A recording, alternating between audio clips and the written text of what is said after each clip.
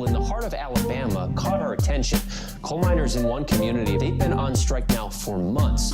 Working as long as 12 hours a day, 7 days a week, in some of the most dangerous conditions. I really think that the labor movement is the single greatest force for democracy in the history of the United States. The story of Alabama is a story of not just resilience, but of militancy. I say no contract, you say no code. No contract, no contract. If we ain't all free, ain't none of us free. You're listening to Alabama's only union talk radio show, The Valley Labor Report, with Adam Keller and Jacob Morrison. Hello, Tennessee Valley. This is the Valley Labor Report. My name is Jacob Morrison, here with my co-host, Ben Job. What's today. up, y'all? Hey. Adam is not here. He's at a wedding. So wishing him the best of luck and the most fun on what will hopefully be a good day for him. We are broadcasting live online and on the radio from the heart of the Tennessee Valley, the Spice Radio Studio in Huntsville, Alabama. Today, UAW member Nick Livick is going to talk to us about working for one of the big three automakers and why the workers deserve more. We are also taking a look at what bosses and workers are up to here in the southern United States. And we're going to be taking your calls, and in particular, we're interested in the calls of UAW members. The phone number is 844-899-TVLR. Phone number is 844-899-8857. If you're a UAW member and you're listening to the show, find us on YouTube. Go watch on YouTube and let us know your area code so we can pull you out of the queue and take your call. Also, I had some losers online who were telling me that auto workers don't deserve more. So if you are one of those losers, find us on YouTube as well and let us know your area code so I can pick you out of the queue and make you look like an idiot on live FM terrestrial radio. 844-899-TVLR. We're going to have a fun time today. Let's see. We should mention our show coming up. Absolutely. Next That's right. week. That's right, folks. We are having our first live show on Sunday, September the 17th at Shenanigans Comedy Theater. Is this backwards on the YouTubes? Hopefully on. No, I don't it's looking think good. it is. Looking good. There we go. Labor Talk Live at Shenanigans Comedy Theater, Alabama's only union talk radio show. We're going to be live Sunday, September 17th at 6 p.m. Doors open at 5 for people with VIP tickets. You can come and come early, chat with us, talk to some of our panelists. We're going to be having local union members coming and telling us stories about bosses. We're going to have some games, union-made beer, stand-up from local working comedians. It's going to be a good time. I'm really excited for it. General admission is $20. VIP admission is $35. Shenanigans Comedy Theater off of Lehman Ferry Road. TVLR.fm/store is where you can buy those tickets. TVLR.fm/store. Please do come on. And you're going to want to go ahead and get your tickets early. We have a very limited number, so make sure that you get those.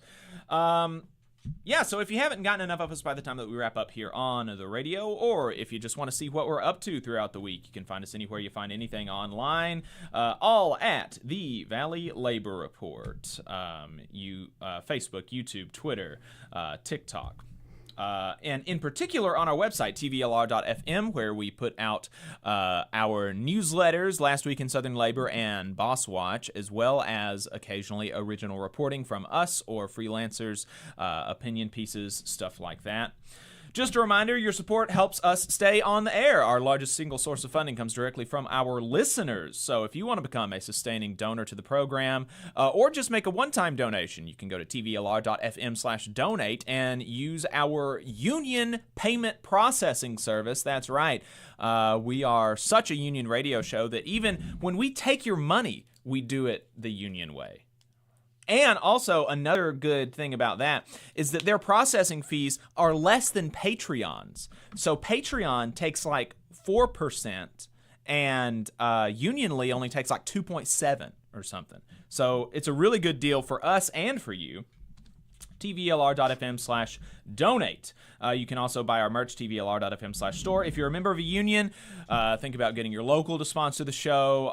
Our donors are the largest single source of funds, but the majority of our funding does come from our union partners. So we could not do that without them. And indeed, let me be the one to add the disclaimer that any viewpoints or opinions expressed in this program belong solely to their author and do not necessarily represent any organization or sponsor.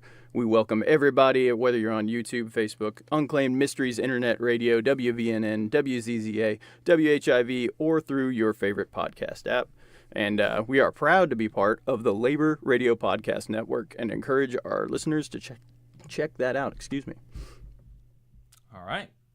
Appreciate it. Appreciate that, Ben. And so, don't see any callers lined up yet. So, like I said, 844-899-TVLR, 844-899-8857 is the number. And without any calls, we're just going to go ahead and jump right into last week in Southern Labor. There's been a bunch of stuff happening in the South, so we want to tell you about it, starting with new election filings. 10 workers at Blue Sprocket Pressing in Harrisonburg, Virginia, filed for a union election with the International Brotherhood of Teamsters, Local 29. 9 maintenance workers at SSM Health St. Louis University Hospital in St. Louis, Missouri, filed for a union election with the Service Employees International Union, SEIU. 24 baristas at Starbucks in Jonesboro, Georgia, filed for a union election with Starbucks Workers United, and 2 days after the filing, the union announced that Starbucks had terminated, get this, a 26-year employee, Logan Matthews. This guy was hired by Howard Schultz in the 90s, and they fired him literally days after they filed for a union election, and it came out that he was one of the leaders of the union. Loyalty, that's what they call that. Exactly. That's what company loyalty. Yeah, that's what the company will do for you. Logan has worked at over 50 locations and opened 8 stores for the company. The incident that he is supposedly being fired for happened in July, and yet he was only fired for it last week in September, days after he became a public union leader. This really underscores the arbitrary power that employers have when their employees do not have a union contract, and is all the more reason for every barista in the country to unionize and fast, and in fact, to underscore that even more, that how much power you have with a union even if you don't have a contract yet. Literally just yesterday, as I was doing prep for the show, it came out that Logan was reinstated by the company after the enormous backlash from the union and the public. So that's what being in a union will get you, and all the more reason for baristas at Starbucks and everywhere to unionize, and unionize fast. 44 workers at Continental Carbon Company in Ponca City, Oklahoma, filed for a union election with the United Steelworkers. Back in April, Kim Kelly broke the news for the Valley Labor Report that a decertification petition had been filed at Warrior Met to get rid of the UMWA as the union there, and we are happy to report now that the NLRB has blocked the decertification attempt because they ruled that the attempt was derivative of Warrior Met's illegal practices both before and during the 2-year-long strike. There were 2 sets of workers that withdrew their petition for union election. 13 workers at PSA in Norfolk, Virginia withdrew their petition for unionization with the Teamsters Local 822, and 130 workers at Transdev Services in Arlington, Virginia withdrew their petition for unionization with the Amalgamated Transit Union Local 689. We had a few election results. 26 workers at Starbucks in Clemson, South Carolina voted 17-4 in favor of unionization with Starbucks Workers United. 17 workers at 10 Roads Express in Richmond, Virginia voted unanimously 17-0, 100% voter turnout in favor of unionization with the American Postal Workers Union, APWU. 39 workers at the Center for the Pan-Asian Community Services in Atlanta, Georgia voted 11-7 in favor of unionization with Workers United. In strikes and bargaining updates, the CWA's bargaining committee has come to a tentative agreement with Frontier Communications on a new 4-year agreement.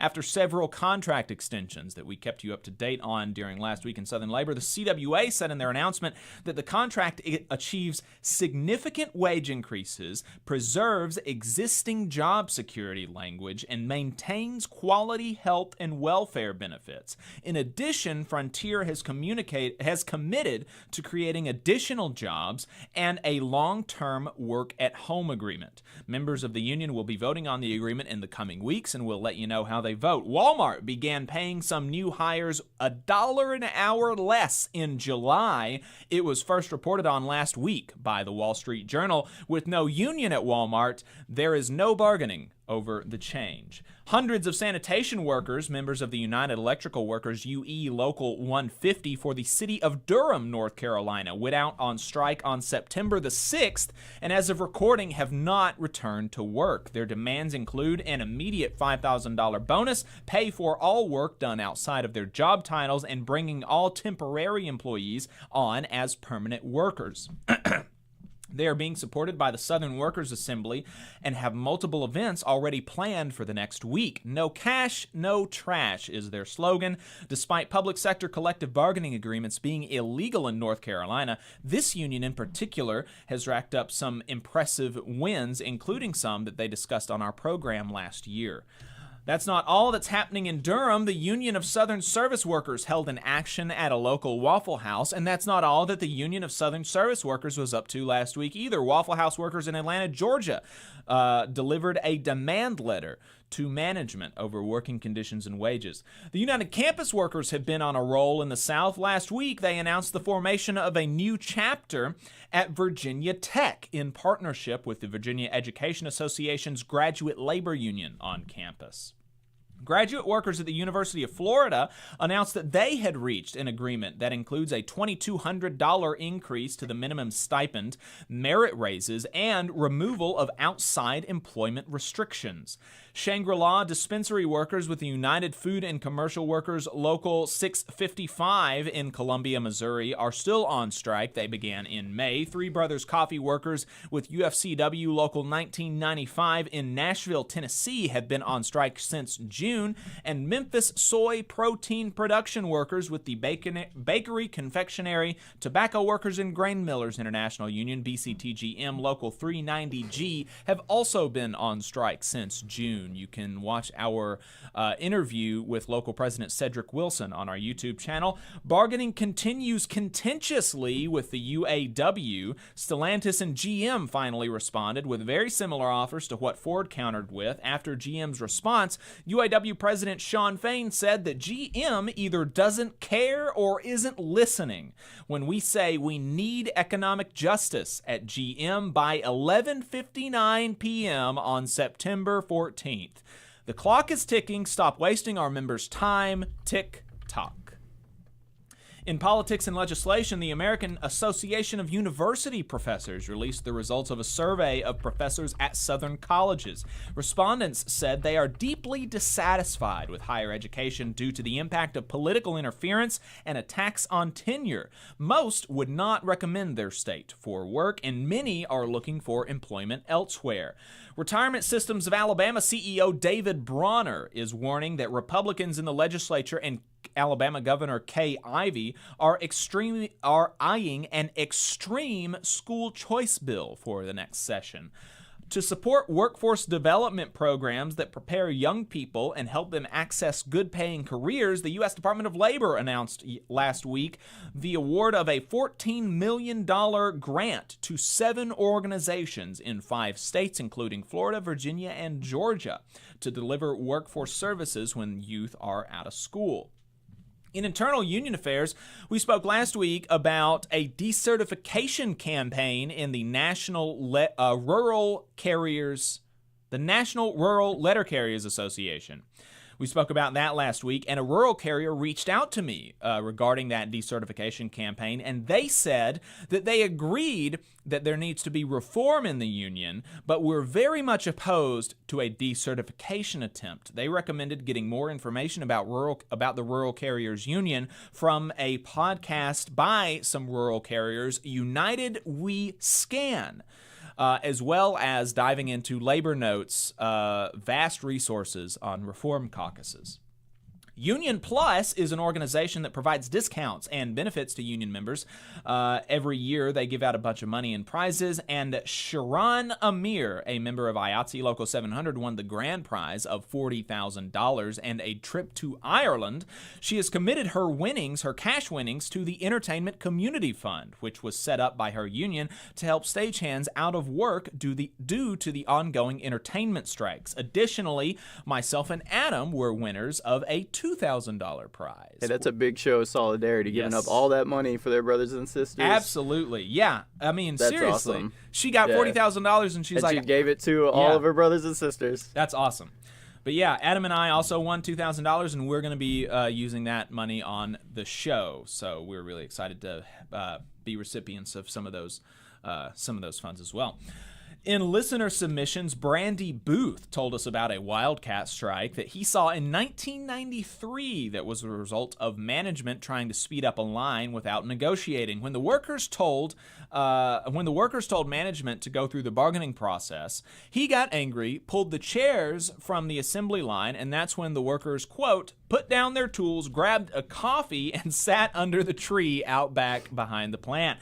Booth said that the young boss was reprimanded by higher leadership, had to personally put the chairs back on the line and undergo sensitivity training.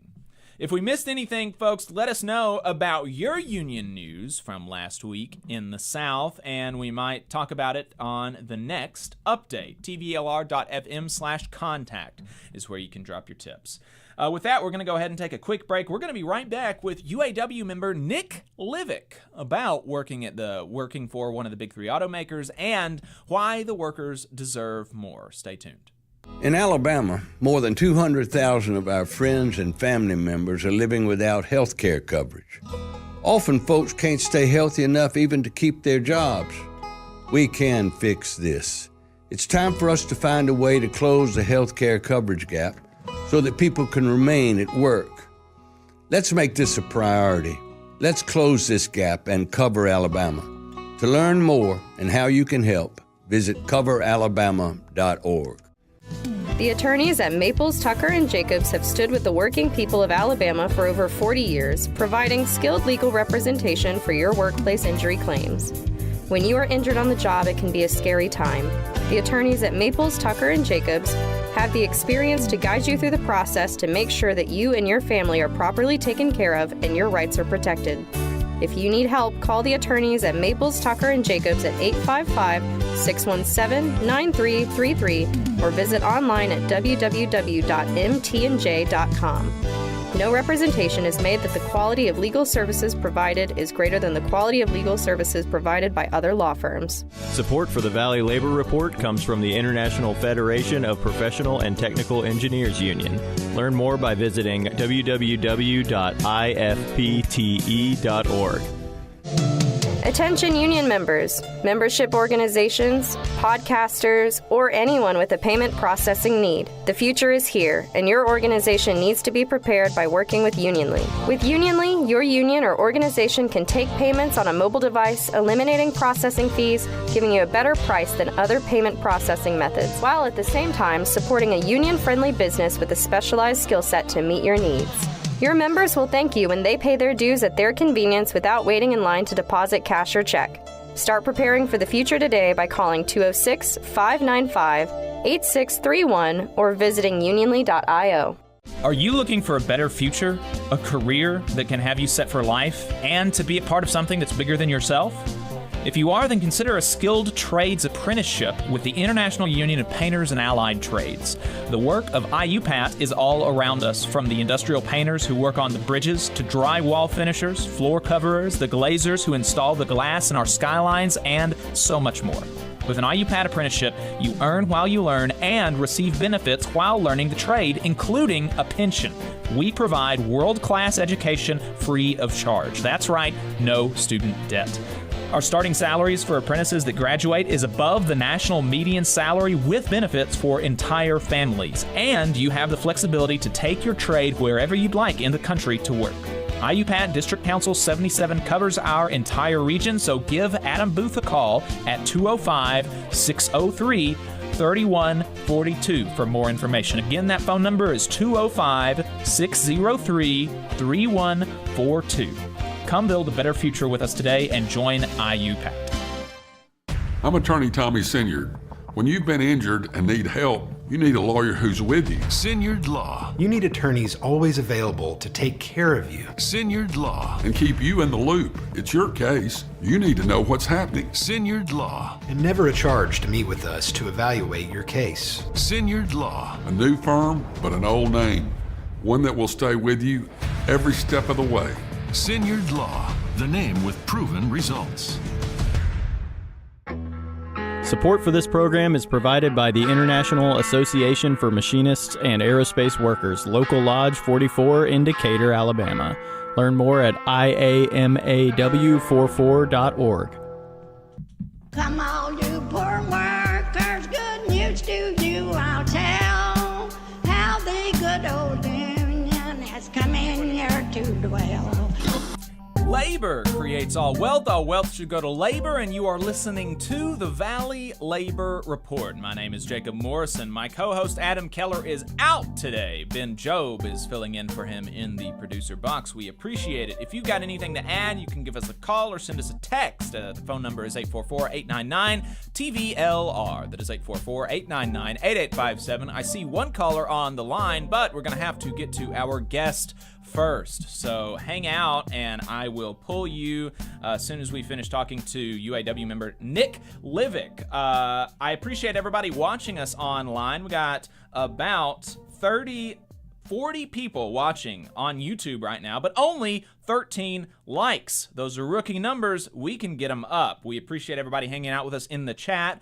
Chewy, Lil Jimmy, Working Bulldogs says, hi there, uniform member and Canadian auto worker here. I stand with the UAW. It is our time. Thanks for the videos. Later, Working Bulldogs in the chat says, I can't tell you how much I wish we had Sean Fain in the UAW back in Canada.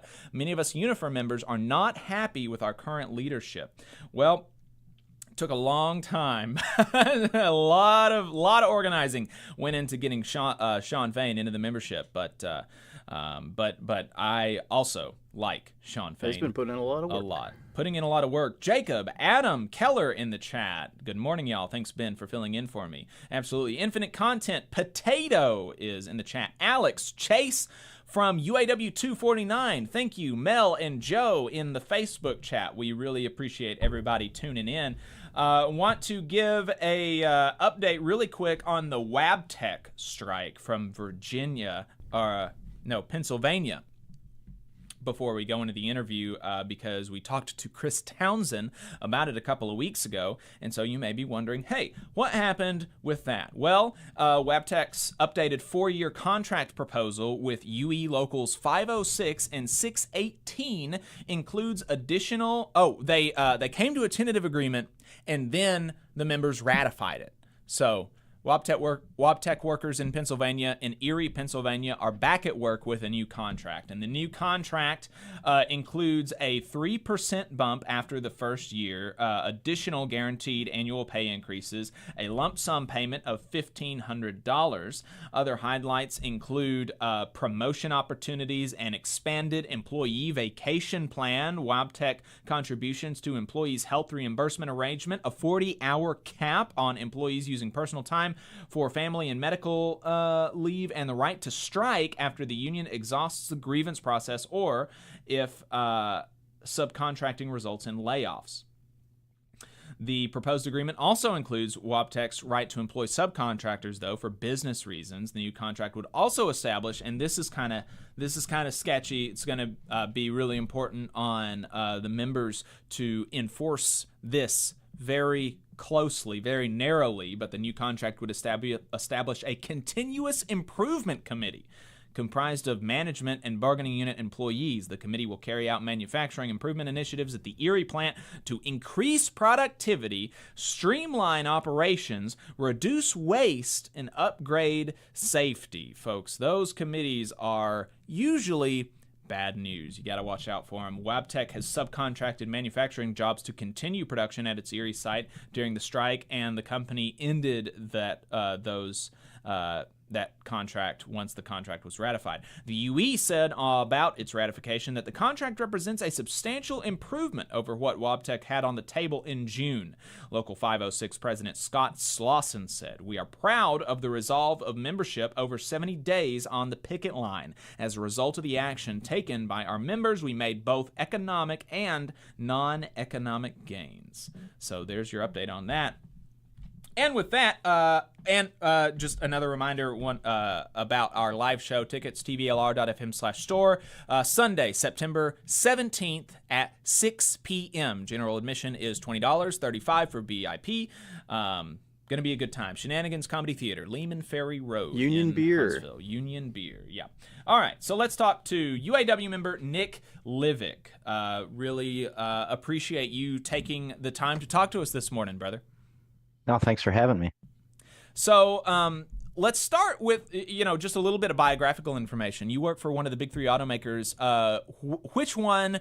Where do you work? What kind of job do you do? Go. So I work for General Motors in Fairfax, Kansas. And right now I'm in the trim side, and I'm in the pool. So like I can go pretty much, realistically I stay inside my group, but I can go anywhere in the plant. The cool thing, like I like it. Some people don't like being in the pool. Some people want to be on the same job every day, but I like kind of bouncing around, doing something different every single day. It kind of breaks up the boredom of the day to day. And how long have you been doing that? Today is actually my 10th year as a seniority employee. So, Wow. But if you count my temp time, it's actually closer to 11 or 11 and a half. I was one of the lucky ones, and I got hired after only about a year and a half of being a temp. Some of them, my friend was a temp for 5 years, 6 years at my plant. Yeah, and then he still has an 8-year growing scale. Well, and that's one of the things we're going to be talking about, I think, here in a second. And I just checked the stream. The way that we've got it set up, I don't have like a feedback video. And so I see that you copied me this morning. I don't know what the deal is with that, but that is a very nice shirt. Nope. I like it. I noticed that when I came on, and I was like, oh, man, should I go change? But I was like, oh. No, it's a good shirt. I like it. It's a good organization. Absolutely. Labor Notes is big fans of Labor Notes here. They are a sponsor of our Thursday morning show, Shop Talk. So big fans of Labor Notes over here. So let's talk about some of those conditions at GM. You've been there now for 10 years. I did not realize, you look young. I wouldn't have guessed that you had been there for 10 years. I started early. So what is it like? What are some of the conditions that y'all work under at GM in Kansas? So it's busy work. We're one of the leanest operating plants in North America. So our tack time might only be about 58 seconds or so, but the job load inside that tack time is close to 100% or above 100%. So one thing goes wrong and you're in the hole. If a wire comes tangled up and you got to spend even a fraction of a second troubleshooting it and getting it fixed, you're in the hole, and that's putting the next operator in the hole and the next operator in the hole. And the moment you shut the line down, you have management, like not even 3-5 seconds, calling out over the radio, what's going on at this job location. So it's a high stress environment, and it's also a very fast paced environment. You have a footprint that's about 10 to 15 feet long, and you're going to walk 10 to 20 miles inside that footprint every single night, walking back and forth from your parts to your tools to whatever you got to do, and just indexing along while you're doing all the work with that vehicle. Our plant is one of the luckier ones because we're we're climate controlled, so it could be like 110 outside, and it might be 80, 90 degrees in the plant. You go a short hop and skip over the border to 249 at Clay Como, and they build the Ford F-150, and they're not climate controlled. And if it's hot outside, it's boiling in the plant. So. Yeah, and I don't know if you saw in the chat, we do have somebody from 249 in the chat, Chase. I don't know if you know who they are, but they said they concurred in the chat. They said, yeah, same here at Ford. And so,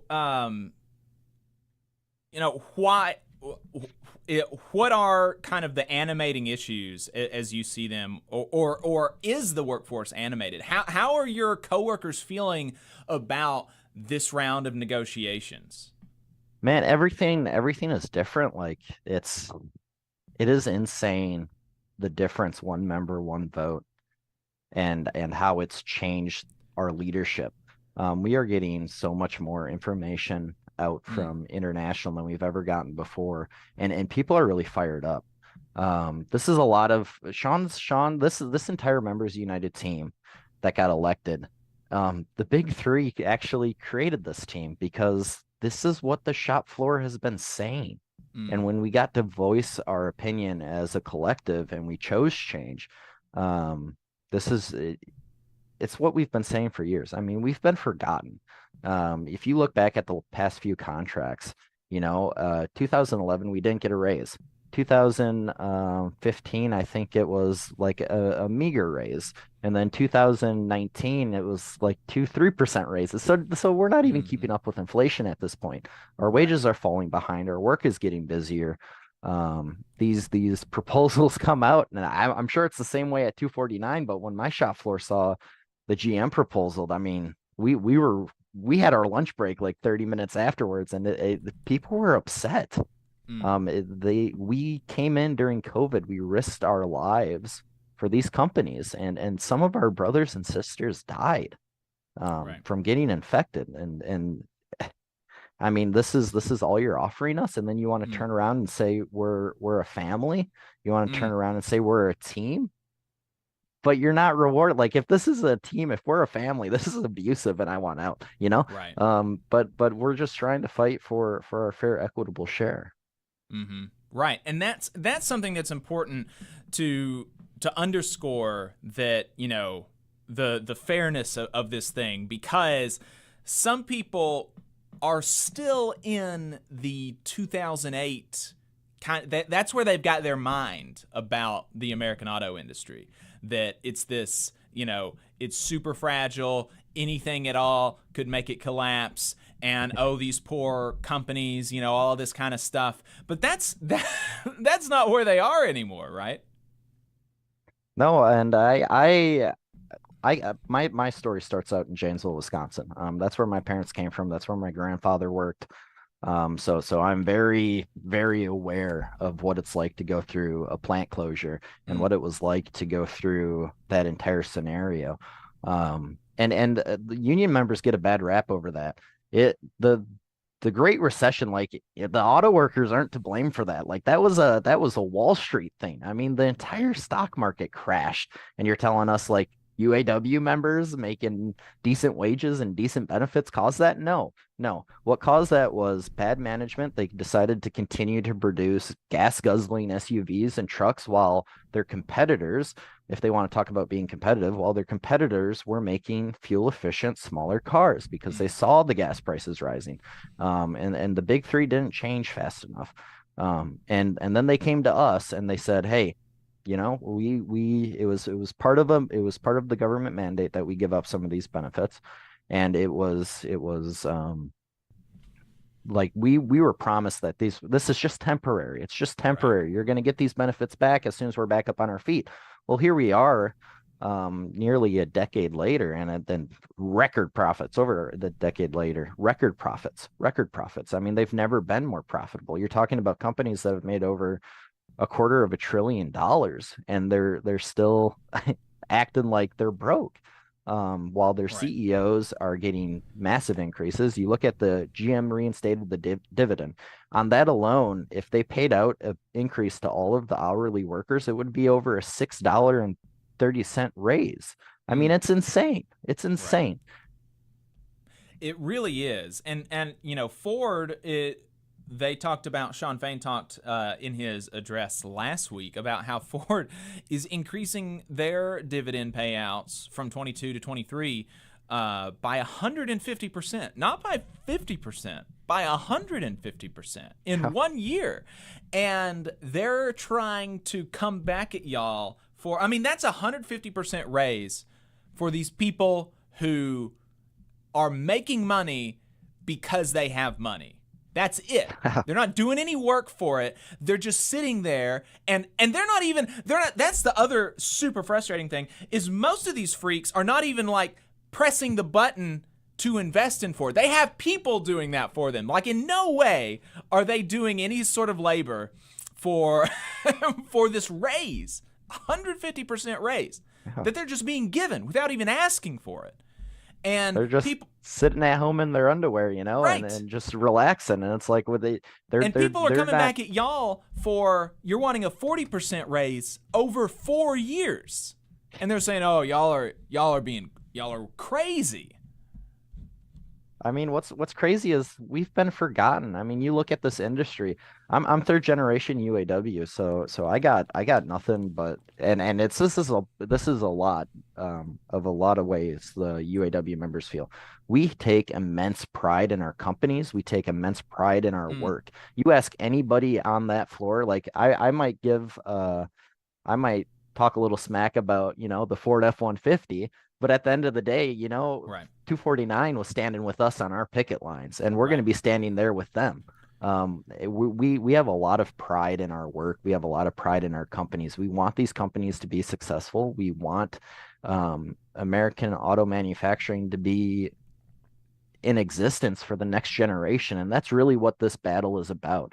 This battle is about getting the protections inside our contract to stop them from closing plants and shipping them overseas, where they can further exploit Mexican auto workers who are only paid $4 a day. And this is another argument that comes up often in the media, right? They talk about the prices of cars. Well, if you increase your wages, the price of the vehicle is going to go up. Okay, well, what's the price of a Silverado built in Mexico where Mexican auto workers are paid $4 an hour?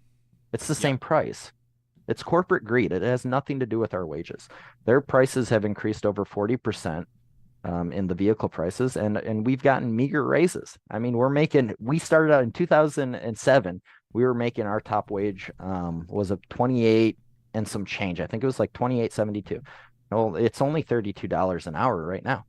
Right. I mean, so that doesn't equal a 40% increase in the vehicle prices, you know? Right. It's just corporate greed. The UAWs put out some stats on that, and if I'm remembering right, they said that over the same period that vehicle prices have increased 40%, worker wages have only increased 6%. And further, labor costs are only 6% of the cost of the vehicle. So when you pay, you know, $50,000, $60,000 for a new Ford, only 6% of that, less than 10%, is going to actually pay people to work. The rest of it is going towards, you know, the like car dealers who are, you know, that's just a totally lecherous industry on society, and the profits for the shareholders, material costs, shipping, things like that. 6% goes to labor. And so the idea that giving, you know, the people who actually create it a raise is going to increase the cost of the thing substantially, or really even noticeably, is just laughable if you do any kind of research. I mean, and look at the Stellantis agreement, the 2019 Stellantis agreement. This is a great fact that came out of Rich Boyer, UAW vice president. The 2019 Stellantis agreement, the first 21 days of the agreement, of the 4-year agreement, the first 21 days paid for the entire agreement at Stellantis. And it's mind-blowing. I mean, that's how little our contracts matter to them. And then they're still sitting here saying, well, we got to be competitive, guys. Like, what do you mean? I mean, competitive with who? Competitive with the automaker you're exploiting in Mexico for $4 an hour? I mean, how can we compete with that in our nation? We can't. Right.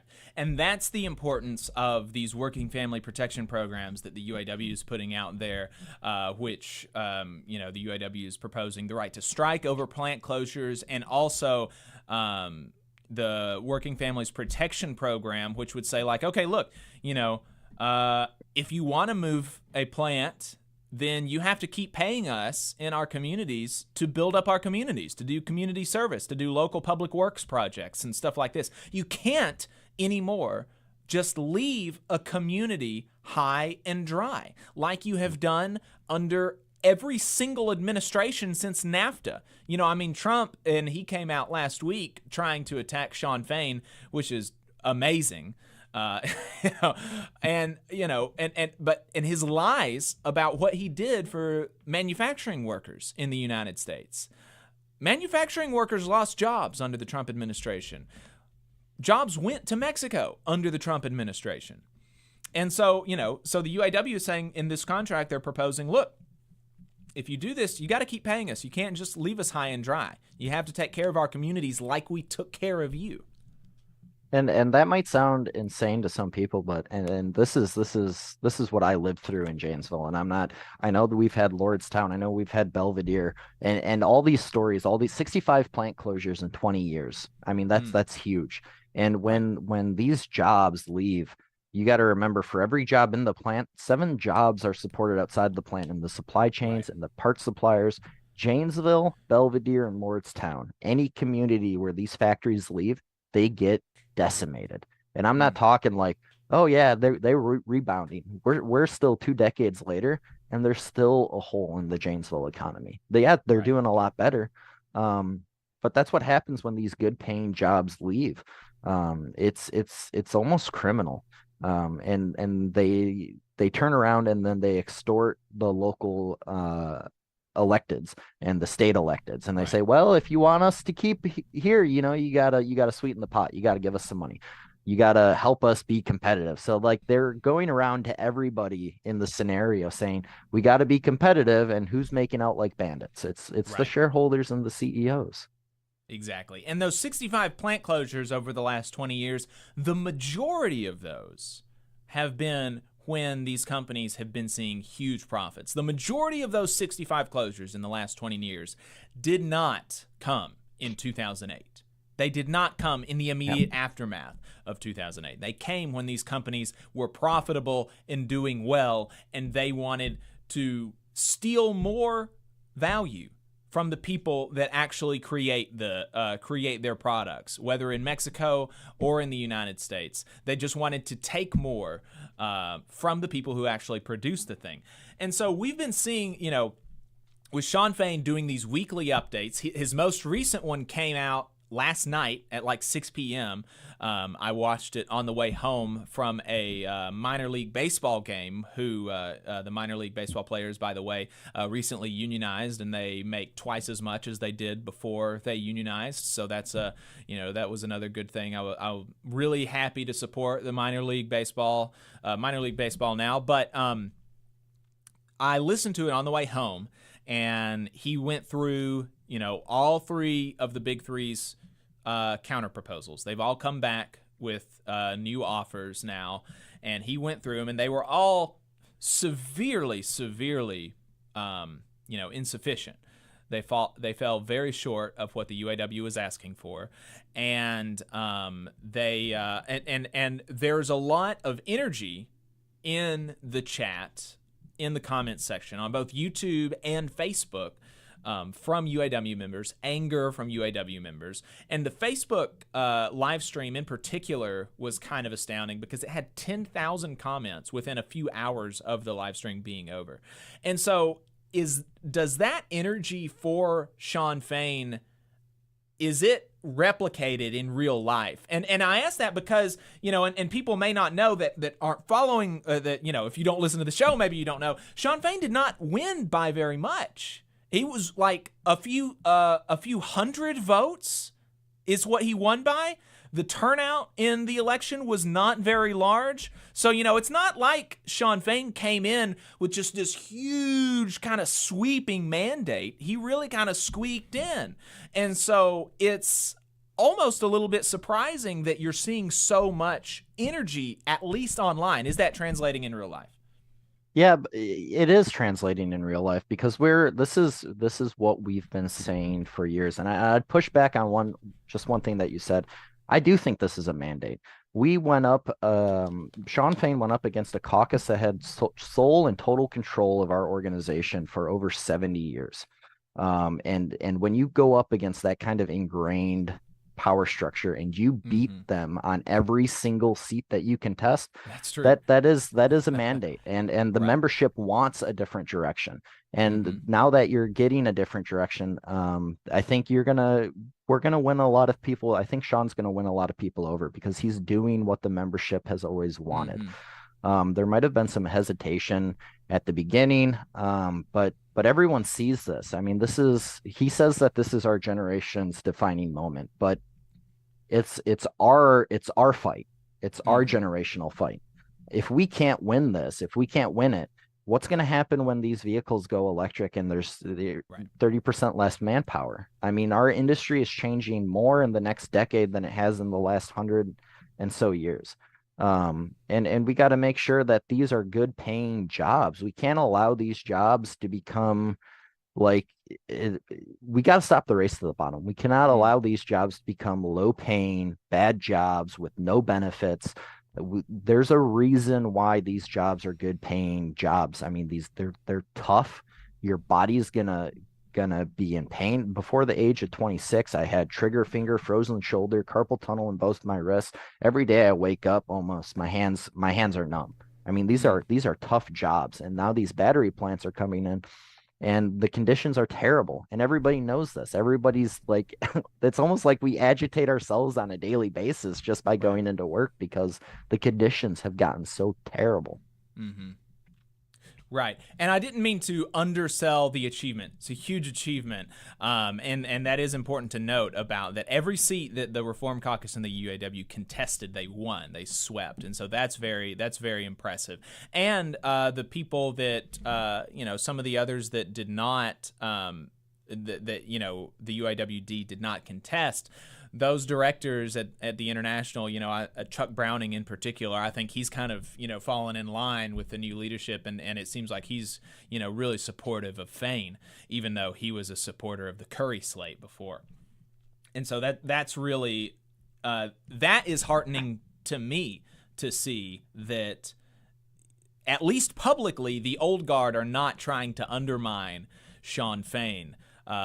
Because I've heard that kind of happened in 1997 with Ron Carey and the Teamsters, and so and Sean O'Brien. That's one of the things that he's been able to accomplish is building a coalition to such a degree that the old guard, the establishment types, are not trying to undermine him. And it doesn't seem like that's happening in the UAW either. That it seems like everybody's kind of pushing in the same direction. Is that what you're seeing as well?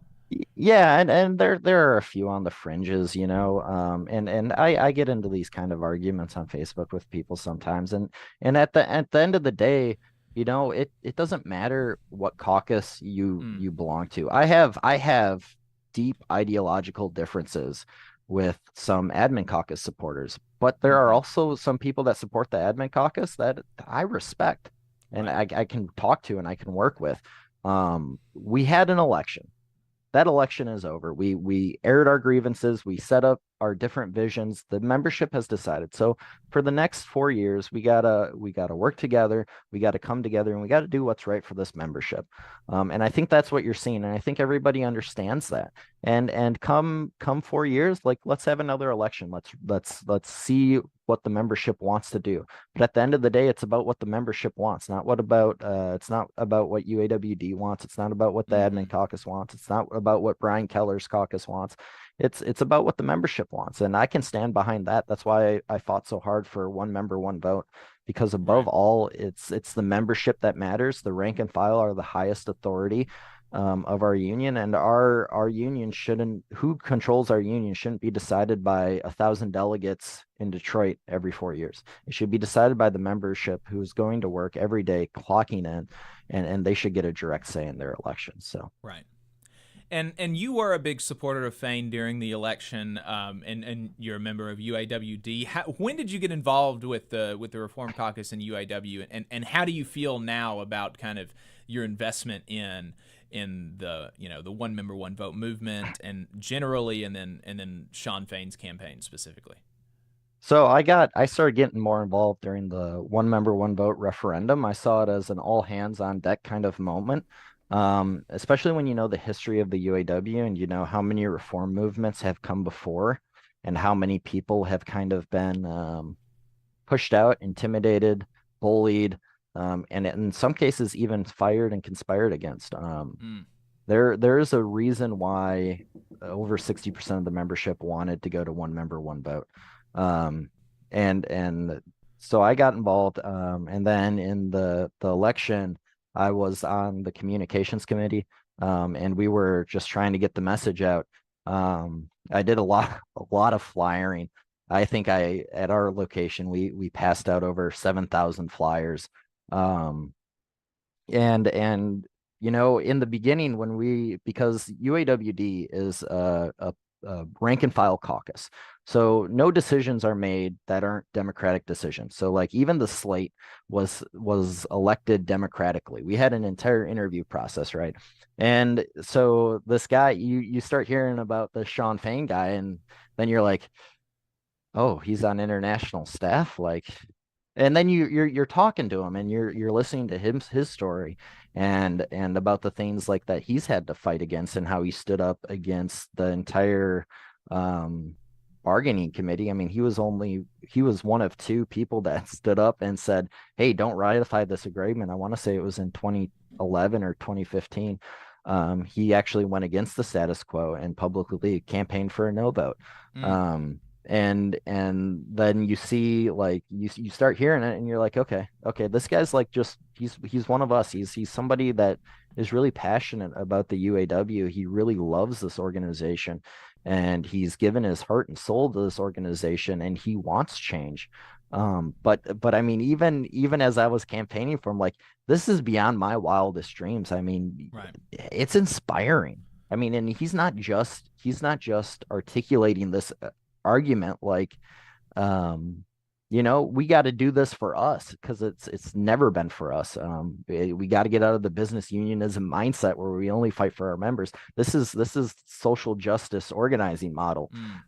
He doesn't want this just for us. He wants this for everybody, for the non-union auto workers that we got to organize in the South, for I mean, everybody. When we won COLA, we became the first union to win COLA for all of its members, not just at manufacturing sectors. And that made a big impact on the economy. So, I mean, this is beyond my wildest dreams. I'm over the moon with what I'm seeing out of the Shawn Fain administration. But the real challenge is coming up, and the real challenge is going to be, did we prepare enough? Is the membership ready? Are we going to stand up, and are we finally going to throw off our chains and fight back? And I think this membership's ready, and under his leadership, I think we've prepared enough. That you said about this not just being for UAW members, Big Three auto workers, this is for everybody, auto workers in the South, people in other parts of the economy. That's a good segue into, a couple of these questions. One of the stations that we're on is a conservative radio station. I do a guest spot once a week with the conservative morning host. And one of the things that he asked me last week was basically, I'm being a bit reductive with the question, but, what makes these people so special? I was talking about how the Big Three are offering less than inflation raises, how that, that basically with these proposals, they would be taking a pay cut by the end of the 4 years. And he was like, well, that's where a lot of people are. That's where most people are. Why should they get raises when the rest of us don't, right? And what makes you better than everybody else is basically the question. So Nick, what makes you better? I mean, it's no, I mean, workers without workers, nothing happens in any country, but especially in America. We have this mindset where, like, this rise and grind, like, we got to rise and grind. You gotta, if you don't work 84-hour days, you got soft hands. Like, what? Like, nothing makes us more special. But what we want is a fair economy. A fair economy where 1% of the people don't control more wealth than the bottom 99%. I mean, it's insane. You look at what's going on right now with all the inflation, and studies have already been done on it. It's corporate greed. So we're going to be fine with paying all these people excess of millions of dollars. We're fine when the wealthy need some pandemic assistance and are getting hundreds of millions of dollars in loans that are being forgiven, but we don't want to forgive the student loans that put people in crushing debt. Nothing makes UAW members special. What we're trying to do is fight for a fair agreement that reflects the hard work and sacrifice that we've put in to these companies. Without them or without us, they wouldn't exist. Their profits wouldn't exist without our hard quality work. I mean, everything that management puts in front of us, especially at my location, we have this interior quality thing called it's a BIQ system. So there's like 4 or 5 different levels. Right now we've BIQ 4. So our quality rating, it's above 98%. So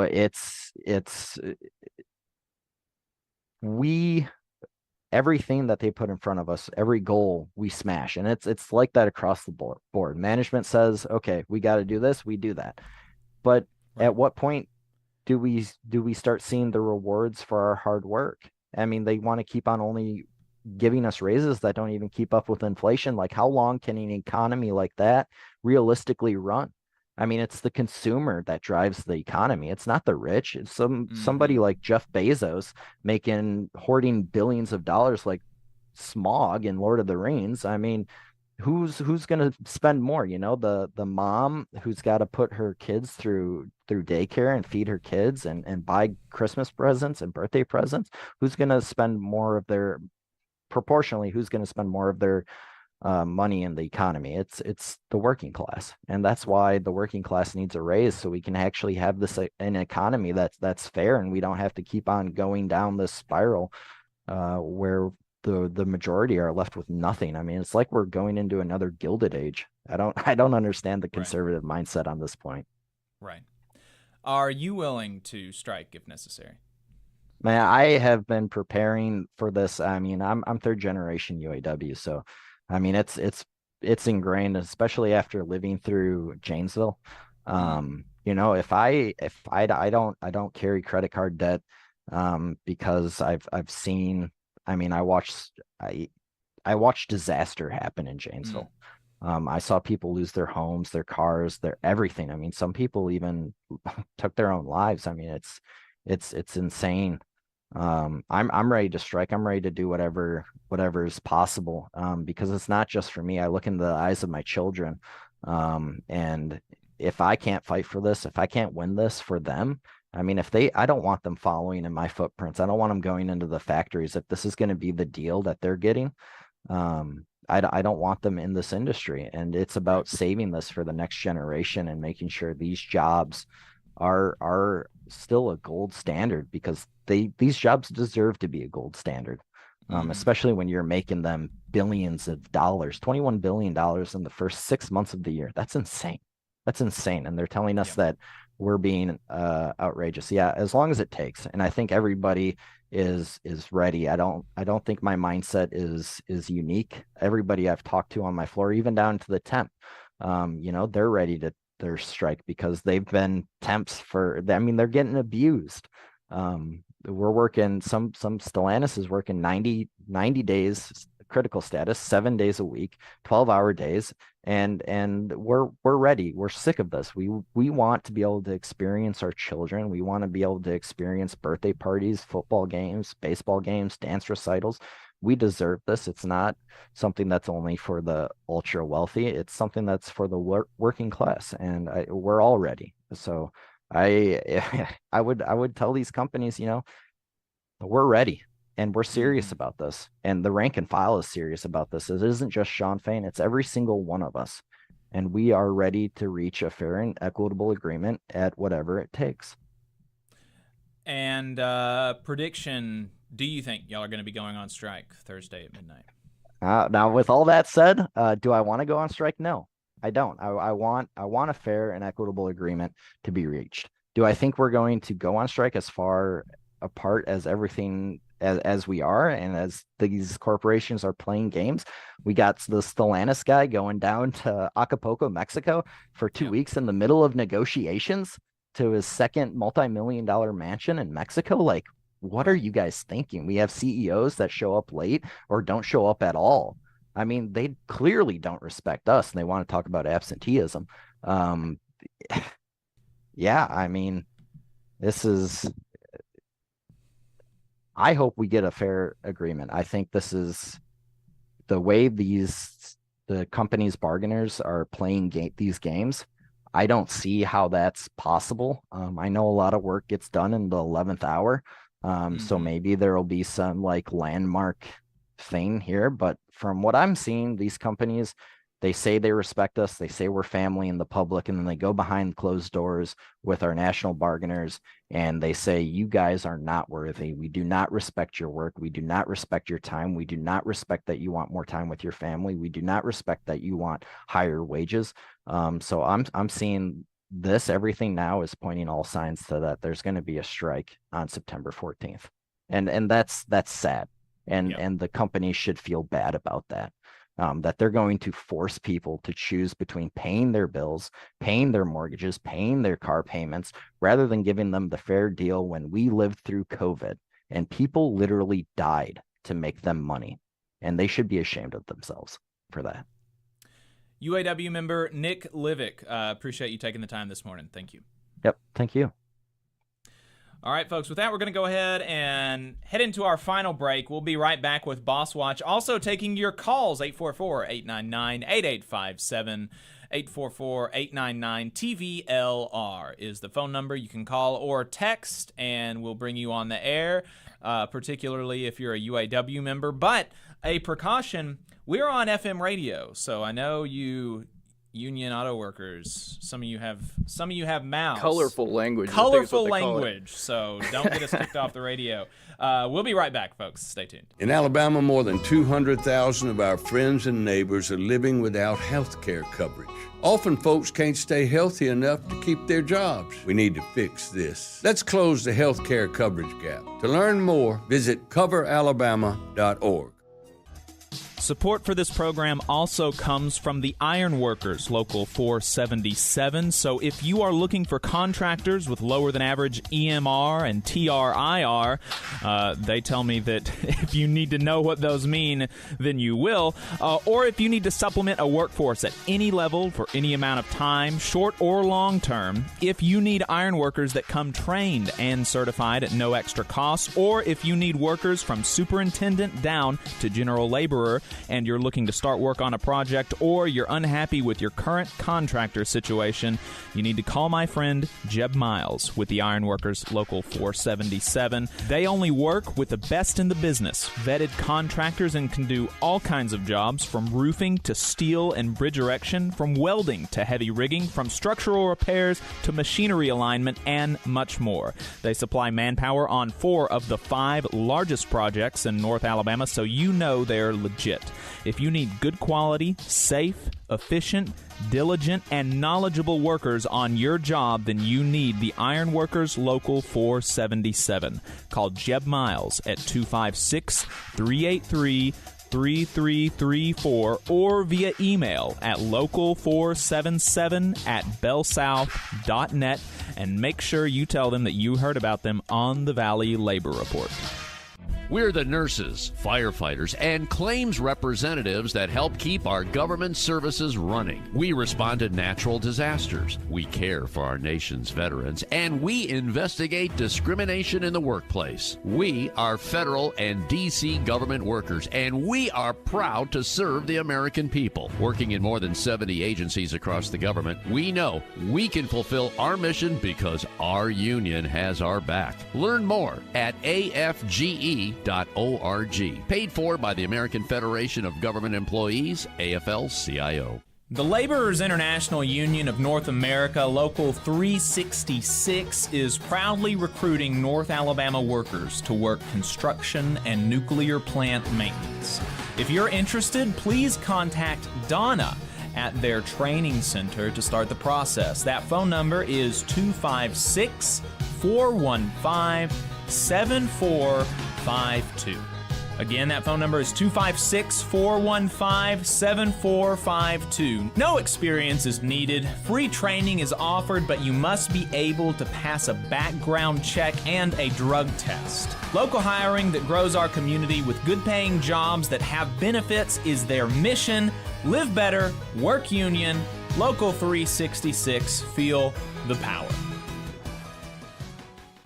Support for this program also comes from the Mid-South Council of Retail, Wholesale, and Department Store Union. Learn more at rwdsu.info. I'm Attorney Tommy Sinyard. When you've been injured and need help, you need a lawyer who's with you. Sinyard Law. You need attorneys always available to take care of you. Sinyard Law. And keep you in the loop. It's your case. You need to know what's happening. Sinyard Law. And never a charge to meet with us to evaluate your case. Sinyard Law. A new firm, but an old name. One that will stay with you every step of the way. Sinyard Law. The name with proven results.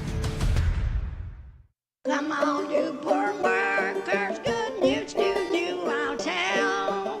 How the good old union has come in here to dwell. Alabama's only union talk radio show. This is the Valley Labor Report. My name is Jacob Morrison. My co-host is Adam Keller, but he is out today. Filling in for him is Ben Joe. We appreciate his service. Another reminder, we have a live show on September 17th, Sunday, September the 17th at 6 p.m. Shenanigans Comedy Theater. Buy your tickets on TVLR.fm/store. We're going to be having stand-up sets by local working comedians, stories about bosses from local union members that are funny enough to be jokes but are very real. We're going to have games and union beer. Sunday, September 17th at 6 p.m. Shenanigans Comedy Theater off of Lehman Ferry Road. Is Sci-Fi gonna be there? I don't know. Yes, he's gonna be opening the show for us. Yep, gonna be opening the show for us, so it's gonna be good. Looking forward to it. Appreciate everybody tuning in. The phone number is 844-899-8857. That is 844-899-TVLR. So here's what. Let's talk about what bosses were up to. Earlier in the show, we talked about what workers were up to.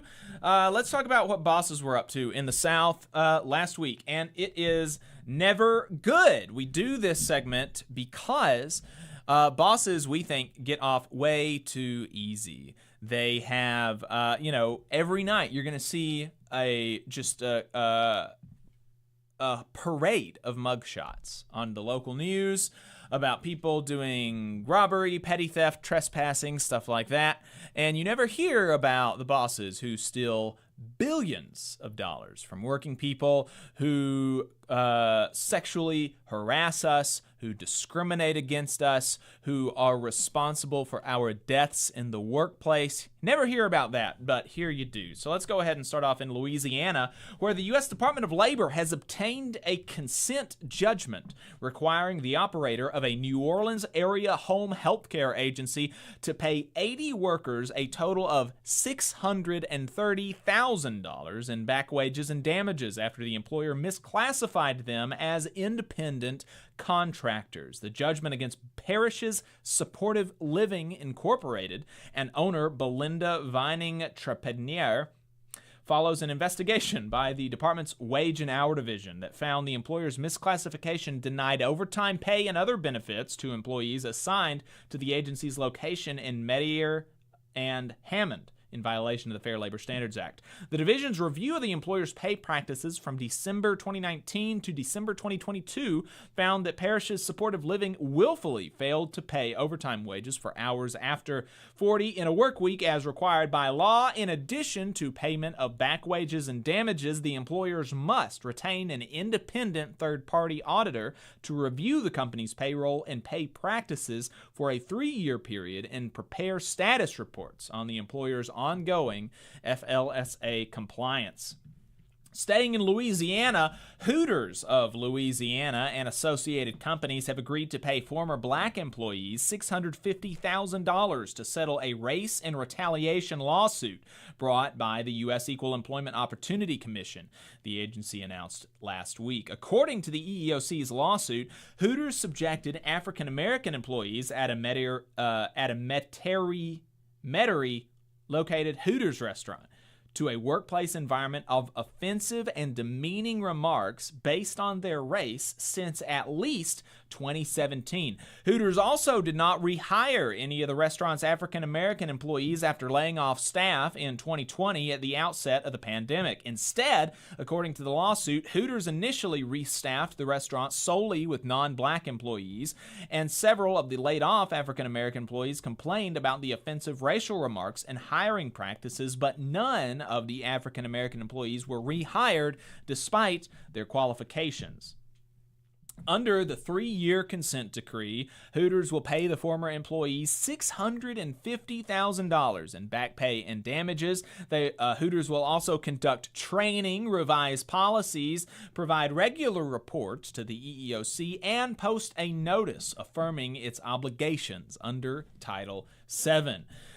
In North Carolina, but staying with Hooters, Hooters of America, a Georgia corporation, violated federal law when it failed to recall employees after a COVID-motivated layoff because they were black and or had dark skin tones. The U.S. Equal Employment Opportunity Commission alleged in a lawsuit it filed last week. I had to reread this a few times because it's exactly the same thing. This is just happening in a different state. I had to make sure, I was like, is this not the same story? But it's not the same. Yeah, it's not the same story. It happened multiple times at multiple Hooters. I don't know what is going on over at Hooters, but it is not good. In March of 2020, the Greensboro Hooters restaurant laid off approximately 43 employees in response to the COVID-19 pandemic. The EEOC's lawsuit alleges that a class of employees who were black and or had dark skin tones and worked as Hooters girls at the Greensboro restaurant were among those laid off. When the restaurant began recalling employees to return to work in May of 2020, the restaurant recalled mostly employees who were white or had light skin tones, the EEOC said. Of the 13 Hooters girls recalled to the Greensboro location in May of 2020, 12 of the 13 were white and or had light skin tones, reflecting a marked shift in the racial composition of the restaurant's Hooters girls workforce. Prior to the layoffs, 51% of the Hooters girls were black and or had dark skin tones. After the May 2020 recall, only 8 were black and or had dark skin tones. According to the complaint, Hooters girls with dark skin tones experienced racial hostility and observed preferential treatment of white employees while employed at the restaurant. Such conduct obviously violates Title VII of the Civil Rights Act of 1964, which protects individuals from workplace discrimination and harassment. The EEOC filed suit in U.S. District Court after first attempting to reach a pre-litigation settlement through its voluntary conciliation process. The EEOC is seeking monetary relief for the employees, including back pay and compensatory and punitive damages. The EEOC also seeks injunctive relief against the company to end any ongoing discrimination and to prevent such unlawful conduct in the future. Several dishonorable mentions this week. Employment and Training Centers Incorporated in Houston, Texas, violated federal law by refusing to provide a reasonable accommodation for an individual applying for a data entry position. The EEOC charged in a lawsuit the University of Texas Permian Basin has agreed to pay $46,000 in damages and to furnish other relief in order to settle a pay discrimination lawsuit filed by the EEOC. TNT Crane and Rigging Incorporated violated federal law by subjecting 4 black employees to race-based discrimination and harassment. The EEOC charged in a lawsuit filed in court last week. The EEOC also charged the company with retaliating against a white employee for raising allegations of race-based discrimination at its Fort Worth, Texas branch. And to wrap up Boss Watch this week, despite the news that we bring you every week about bosses breaking the law, coming primarily from government agencies, most of the way that we do this research is we check out the Department of Labor, the EEOC, the EPA, OSHA, organizations like that for their press releases and see what they came out with in the last week. And so, you might imagine by virtue of that, these organizations are doing a lot, and it's all getting caught, and that's not the case, obviously. A lot of these incidences go unreported. A lot of incidences of wage theft, discrimination, retaliation, unsafe working conditions. It all goes unreported a lot of the time. And that's true, and that's why unionization is so important. Obviously, the raises and benefits are a big plus, but safety matters a lot, and you don't get to take advantage of the big, juicy raises if you're dead. So that's why unions focus so much on safety and why union work sites are, in fact, safer. There's been study after study showing that union work sites have less injuries, they have less fatal injuries, etc. And a new piece of evidence in this vein of, in this topic came out last week in Health Affairs, where researchers from George Washington University showed that unionized nursing homes were, get this, 78% more likely to be in compliance with OSHA reporting standards. Okay, so that's huge. And if you're a longtime listener of the show, you'll also remember that back at the beginning of the pandemic, studies came out showing that union nursing homes had 40% fewer COVID fatalities than non-union nursing homes. So just another piece of evidence in the vein of union workplaces are safer. And that's very, very important. Very important to have a safe workplace because, like I said, can't take advantage of the pay increases if you are dead. So, very important. Appreciate everybody hanging out with us in the chat. There was some conversation about the Mexican auto workers and the USMCA and what exactly that does and what the requirements are on Mexican automakers. And, the USMCA did improve on NAFTA. It obviously did not go far enough, but there was a big improvement there on, what they're supposed to do. And actually, the enforcement provisions in the USMCA have allowed independent trade unions to begin fighting back in Mexico. And they're having to fight back against, much worse company unions than we were in the United States. They're really, really, really bad. And so independent unions have been winning elections at GM facilities in Mexico and winning raises, winning pretty big raises. Labor Notes has been doing some really good reporting on that. Just another good reason to support Labor Notes if you can and check out the reporting that they're doing on the Mexican auto working scene. Somebody mentioned that the AFL-CIO's Solidarity Center is doing some work down there, and we actually have, and I'm very excited about this, we have an interview, a pre-tape interview scheduled on Tuesday with with some people from the Solidarity Center, with some international union members. Let's see if I can find where all they were from, because it's pretty cool. There's people from Zambia, and so here we go.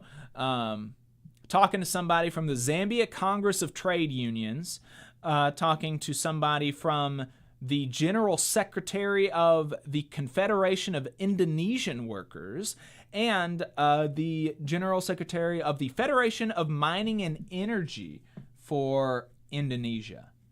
So that's pretty cool. I'm looking forward to seeing what's going on over in those countries, and we'll be having those interviews out for you shortly. Just another reminder, the phone number is 844-899-TVLR. That's 844-899-8857 if you want to call in.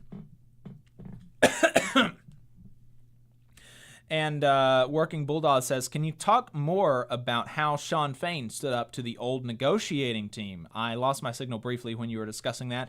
Yeah, you can always, go back and check it out. Just rerun the stream after it was over. But he didn't talk just a whole lot about it. He basically said, in 2011, Shawn Fain was on the negotiating committee, and he thought that the concessions were too much, and so he went around campaigning for members to vote against it. Because he thought it was too much. So that was, really kind of the gist of it. He didn't say just a whole lot else about that. Infinite Content says, time for the big three to enter into finding out, the finding out portion of the program. Indeed. Do Teamsters or United Rail Workers deliver supplies to your plants? Infinite Content asked Darwin Claus. He didn't know. Chewy says, this is a great show. Host and guests, excellent presentation. Appreciate it. And let's see, we have several UAW members in the chat. UAW 387, UAW 602. Lots of good stuff. And in the chat, Ben is talking about, we've got some good stuff coming up after 11. We're going to be talking to Alex Press from Jacobin magazine about some of her reporting on the UAW negotiations. She recently did a podcast with Brandon Mancia, who is the Region 9A director for the UAW, also a member of DSA and UAWD. So excited to talk to her about that, as well as talking about the SAG-AFTRA strikes, Unite Here, and the APSA, the American Political Science Association, crossing the picket lines in Los Angeles. They refuse to reschedule their conference or do it online. And so now the Political Science Association is is crossing picket lines. Huh. And so, if you think that political science, professors are kind of weird, well, maybe that's a reason. That's kind of indicative of where their politics are. Crossing picket lines to talk about political science. Not good, folks. Not good. We have about 10 more minutes, and we have one caller on the line. Let's bring them on the air and see what they have to say. Ben, what is their area code? I'm not in the... Let me 408 area code. Let me pull them up. All right, 408 area code. What is your name and where are you calling from? Yeah, my name is Phil, and I'm calling from UAW Local 2162 in Reno, Nevada. Phil, UAW Local 2162. It's good to hear from you. What's on your mind? I just want to bring up this contract, this last proposal, because I work for a GM facility here, and I work specifically for the CCA, and I just gotta say, that is such garbage that they continually treat us like we're second-class citizens in this system. It's worse than in progression because we make even less than the assembly plants do. Like our top out after 8 years is $25 an hour, whereas the assembly plants at least get up there 32 or whatever. So right. And they treat us like we're not even worth anything. And it just doesn't make any sense to me at this point. Yeah, absolutely. And so are you is your plant under this master contract, or is it in a different is it in a different category? We're under the same master agreement, but we're separated. I guess it's kind of like a subsystem without actually being one. And how are you feeling about how these negotiations are going? Well, let me tell you this. I went through the 2019 strike, and like I said, we're treated like second-class citizens in that agreement. And we didn't know what was happening until after they presented us with the tentative. So, right. We went in there basically saying we went on strike so we could get nothing, no raises, no increase in our progression, nothing. So seeing the difference and actually them calling it out and saying hey, you're treating these guys differently than you should be is a breath of fresh air. So yeah, this is definitely more of what I would expect to see from a union environment, fighting for every member and not just leaving some behind and just saying, oh, well, tough luck. Right. Yeah, I have been. I've been really impressed with the contract campaign for sure. I really enjoy seeing these live streams. How have other workers in your plant reacted to to these regular updates? I'm actually part of the executive board here at our local, so I made it a point to make sure everybody knows that if you don't know this, Sean Payne's going to be doing a live today. Hey, he's going to be talking about this. Hey, I've been hearing this about contract negotiations. Here where you can find information. So it's everyone's getting way more engaged, and like I said, everyone after hearing this last proposal here, it's they're fed up too. So we're all ready to go out and stay out as long as it takes to get a fair and equitable agreement. Absolutely. But I don't know, especially I don't know how it is in like your area, but over here in Reno, it's very expensive to live here now. And I only make like $21 an hour. It's like you can't live off this. I'm working 2 jobs just to make ends meet. So wow. It's becoming a mess over here. Yeah, I don't know what it's like exactly in Reno, Nevada, but here in North Alabama, prices have been skyrocketing. Absolutely. I am big news. I am under contract to buy a house right now. First time home buyer. Really excited about that. And it is about 50%, no, like 80% more expensive than it was the last time it sold in 2019. So I'm paying almost twice as much what it sold for in 2019 to get it. So I don't know if that kind of gives you any sort of indication, but it's I don't know if it's as bad as Reno, but it's not good. Definitely an increase for sure. And I don't know about you. My rent went up by like $300 a month. I didn't get a $300 raise anywhere, so I'm not sure where they're getting their numbers from. So. Exactly. Yeah, that's what people around here have been seeing. Absolutely. How long have you been working there at that plant? I came in right before the 2019 agreement, so it's been about 4 years. Okay. Gotcha. Yeah, that 2019 strike at GM was I can never remember because the CWA went on strike at AT&T around the same time, and I can never remember which one came first, but those were my first 2 picket lines that I ever went on.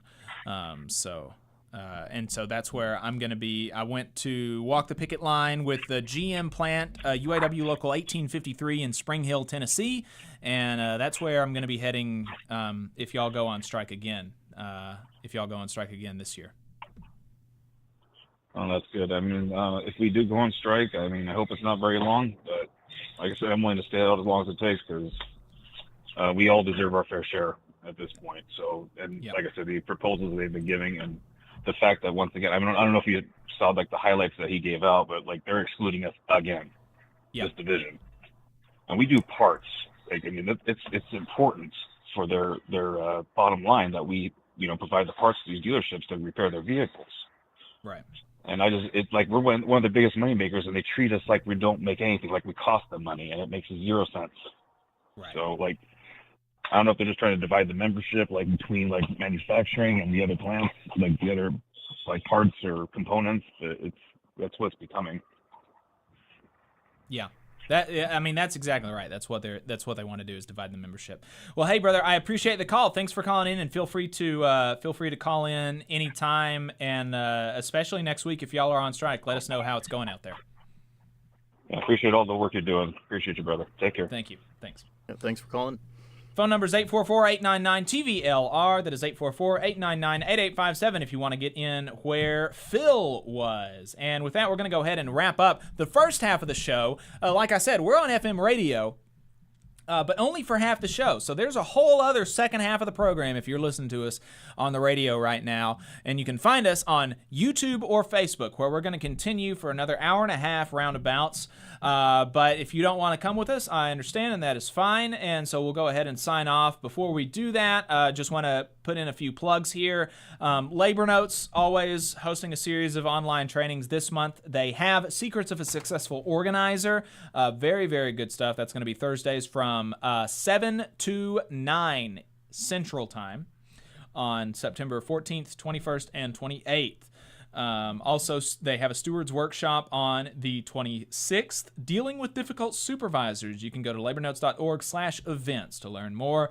The second annual Huntsville Human Rights Film Festival is going to take place September 14th to 16th on the campus of UAH, including a community resource fair on Saturday.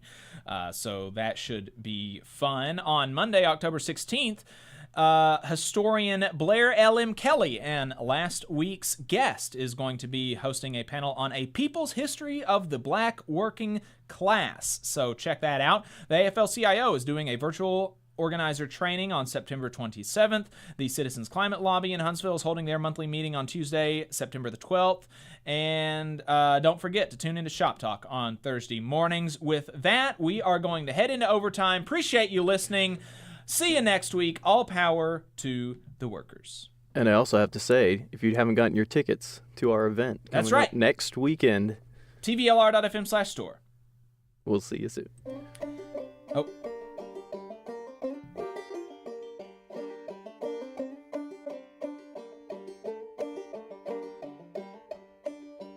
Come on, you poor workers, good news to you.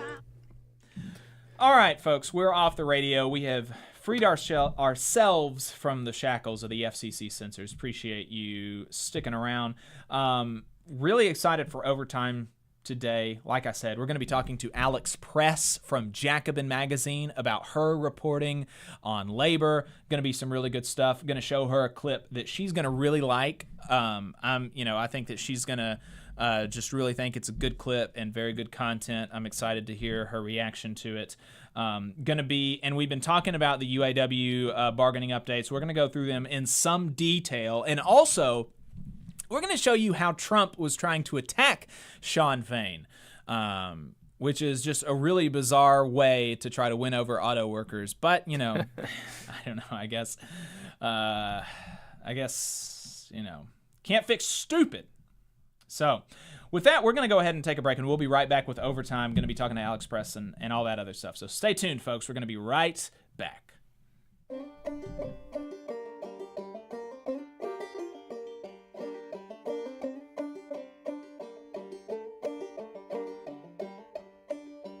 Come on, you poor workers, good news to you. I'll tell how the good old union has come in here to dwell.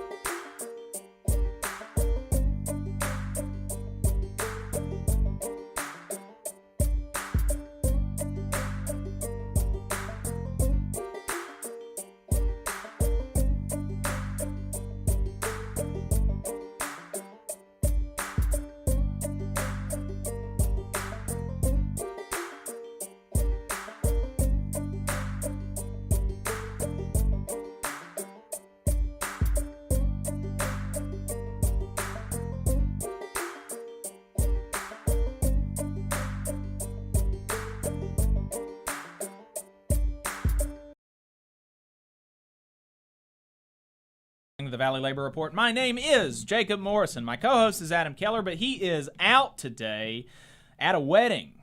So, not his. He's been married for like 30 years. Dude is old. Got a kid. Hey, he's like my age. Come on. Cut us some slack. He's got a kid his kid's like my age. No, his kid's only 7. He's not that old. He's just a little She old. just started picketing and stuff, okay? She did. She's just getting started. That's right. Yeah, she's already been to a picket line, so very cool. Appreciate everybody in the chat. UAW 51 joined. Jenny says, we need unions again. Marco says, UAW Local 1700 here. Peace and love you all. We're tired of being bullied and jerked around. Absolutely. Miss Anonymous says, Fain is a badass. The American people support him. Mike says, hi, I work local 600 Dearborn truck plant and wanted to say that I've been at UAW and working for Ford for 26 and a half years. Sean Fain is a breath of fresh air. Super glad to hear that. Mike says, our pensions should be our pensions and not cut when we qualify for Social Security. Agree. We put in our time and money and should get full Social Security and full pensions when we retire. Darwin Claus says, Sean Fain for president. I agree. I would support that. Oh, beautiful. Beautiful. Labor Party. That's what we need. Oh, yeah. A Labor Party. And speaking of Darwin Claus, I don't know, like, how facetious you were being about Sean Fain for president or how much you agree about a Labor Party. But there was a Labor Party that was started in the 90s, and it was a very interesting experiment. It had a lot of backing from a lot of unions, and they were, they didn't really see any national success. They had some mixed success locally and in some state parties, but it was a really fascinating experience, and I think it's something that union members and people who want labor-friendly politicians should seek to learn from. And so, in pursuit of that, we interviewed. I'm forgetting his name, but he was like the national organizer for the Labor Party back in the 90s. So, if you want to check out, stuff about the Labor Party, then check out our back catalog and listen to that interview.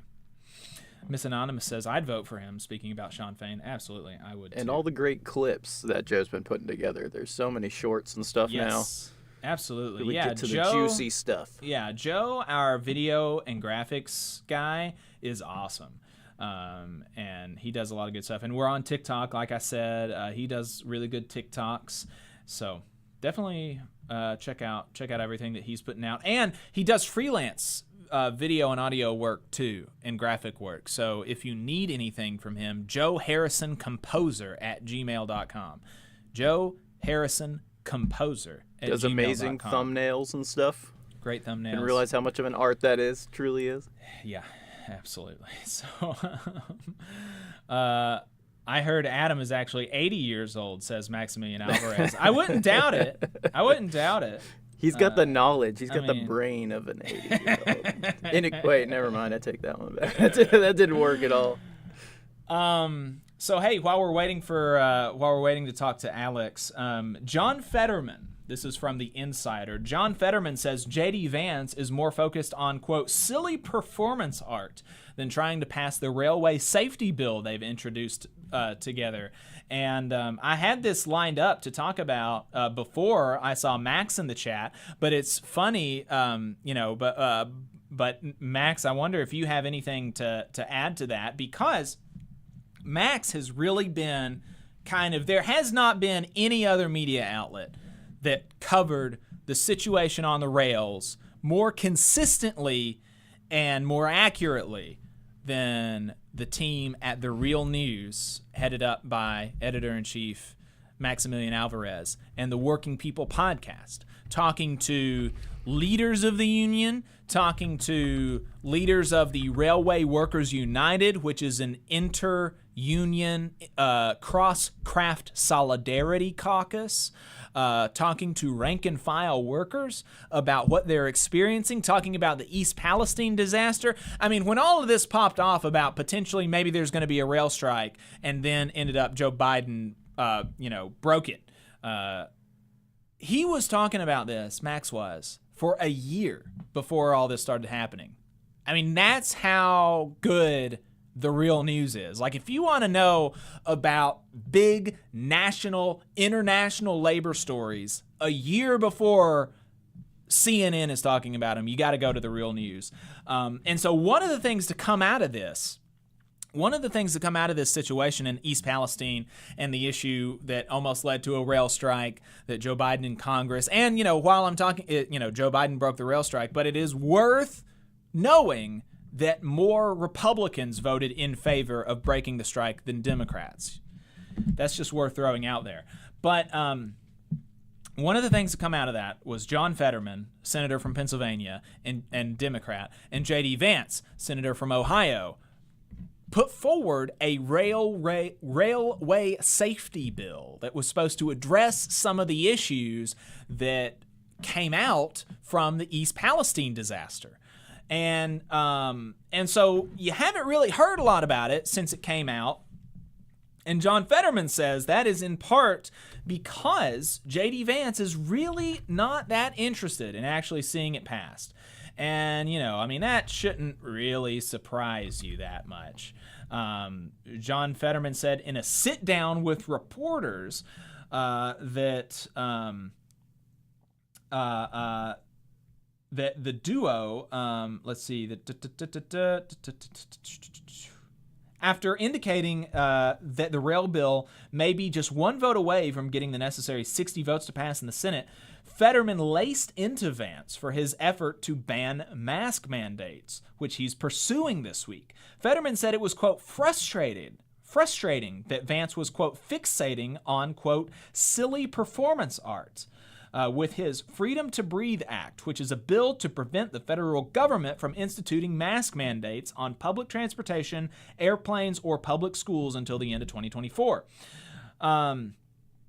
And so he's saying that Vance needs to be focusing on getting this finished and taken care of.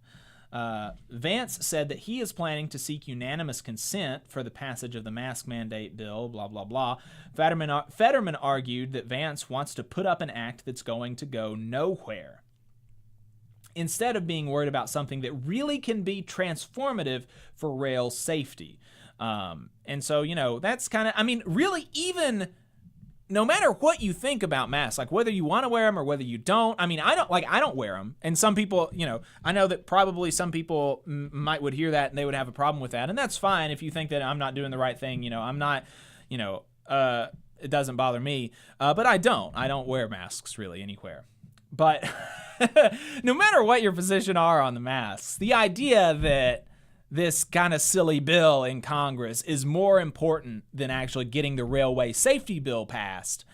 That should not be a bill that should not be an idea that makes sense, right? Obviously, one of these things is more important than the other, no matter what you feel about the mask thing.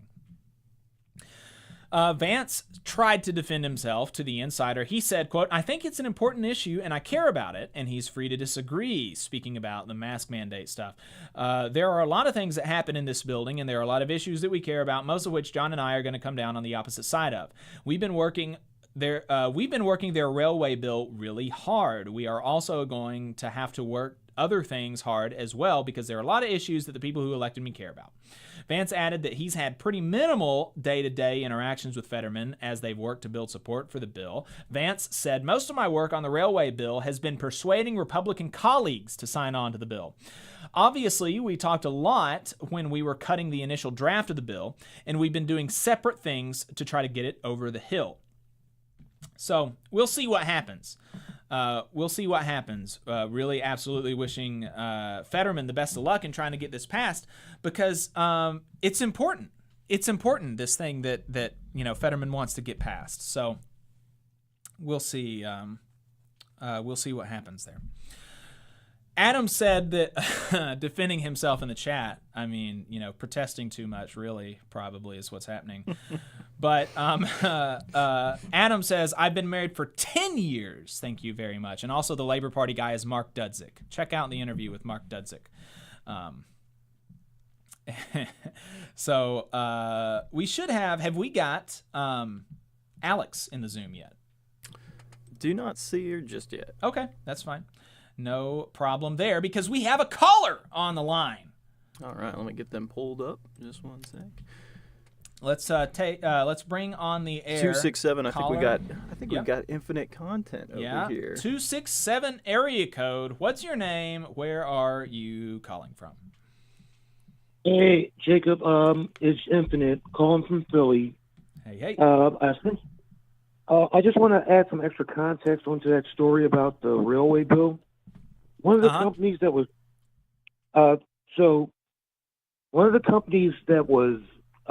transporting chemicals in the East Palestine derailment, they started making a bunch of donations to congressmen and senators, and the bills just kind of fall into the background. So that corporate money into play. I believe Status Group reported on that. They've been doing excellent work on covering the East Palestine derailment. Yeah, I think I remember something about seeing it be watered down, but I can't remember exactly what was taken out of it. But I do feel like I remember. Here's a Mother Jones article from June of 23.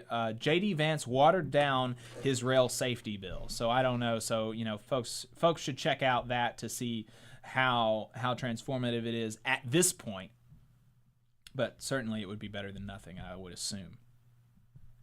Okay, I just wanted to go on. And I'm sorry, Infinite Content. Max just put in the chat, quote, in the last 4 months, Norfolk spent $1.6 million on lobbyists who met with the same elected officials tasked with regulating the company. That's convenient. Yeah. Oh, but I just wanted to take a little tangent because this will affect labor down the line and talk about the Cop City arrest and the RICO charges there. Because they're charging they may charge 61 people with RICO charges like this is a big criminal conspiracy. 2 people who were just passing out flyers got charged with domestic terrorism charges. I saw that. Now, the reason I bring this up is because if cops will do this towards community protesters, they'll also try and pull the same types of stunt with labor protesters. I promise you, because cops unions are not for the people. They act against the people, and they only serve the interests of themselves and capital. But I promise you, they're going to use this as a playbook going forward. So just want people just to take a moment to think about that, because you never know if they might try and go ahead and start rounding up in SAG-AFTRA or at any other corporation or any other companies that are on strike, because they're like, well, you're interfering with our business, so we got to charge them domestically and use lawfare against them. It's just something I want you all to keep in mind of how dirty pool that corporations and capital play towards the masses. Yeah, absolutely. And we want to do a deeper dive on this Cop City stuff because it is absolutely bad, and the RICO charges are insane. I would suggest that you reach out to somebody, the Atlanta Community Press Collective. That's an independent. They are doing excellent day-to-day coverage of it. They just locked up 5 men and women of faith, like preachers and stuff. Yes, Thursday, charged them today. I think they're being arraigned and seen in court today. But it's never a good look when cops are locking up holy men and holy women. No.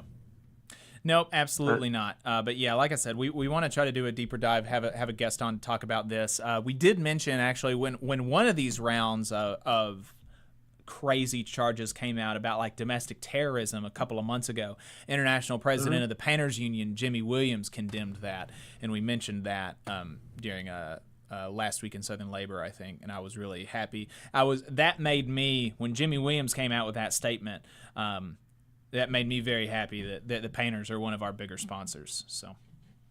Okay, well, I think I'll filibuster enough for Alex to get on. I'll give you all a call next week. Solidarity. All right.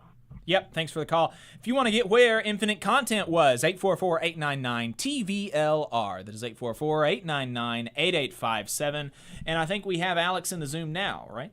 Yes, indeed. Fantastic. Alex Press is a staff writer for Jacobin magazine. Very good stuff going on there, and she is our next guest on the Valley Labor Report. Alex, thanks for joining us today. Appreciate it. Yeah, thanks so much for having me.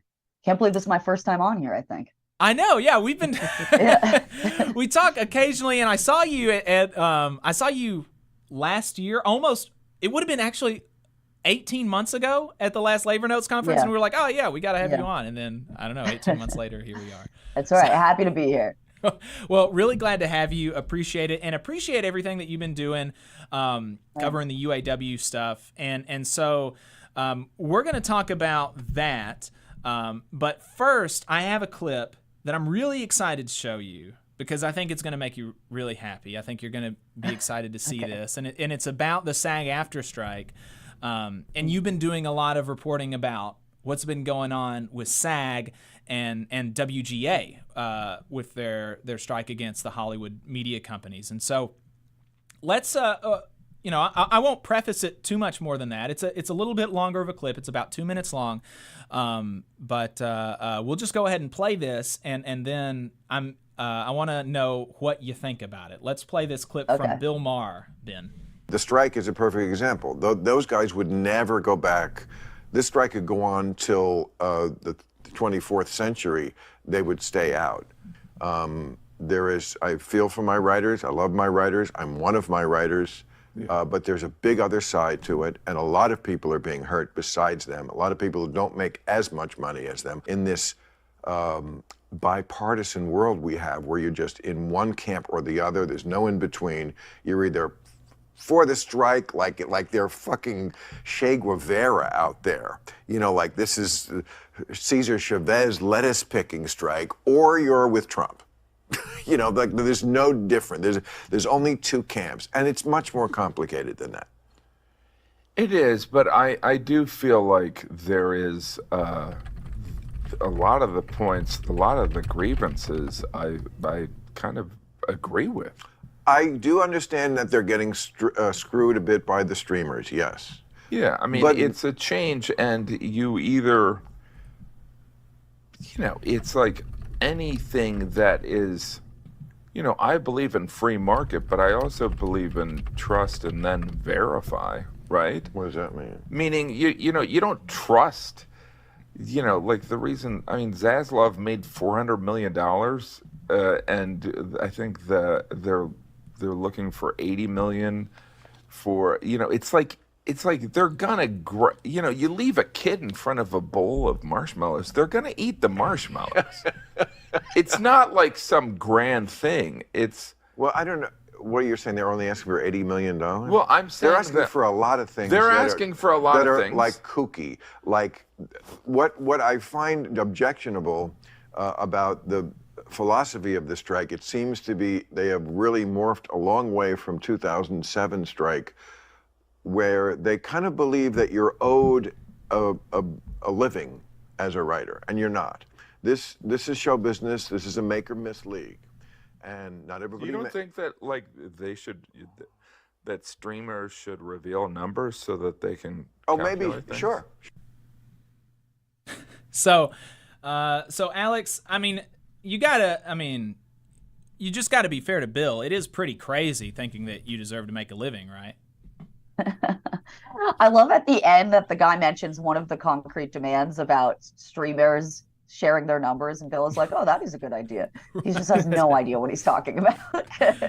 Yeah, that absolutely came through, because you could tell, I could almost feel the kind of stop in his voice after he said some of their demands are kooky, because after you say that, you obviously have to at least say one demand that's kooky, and then he was like, "Oh shit! Now I've got to say something like I half know what I'm talking about," and his the thing that came out was, "Oh, they want to be able to live."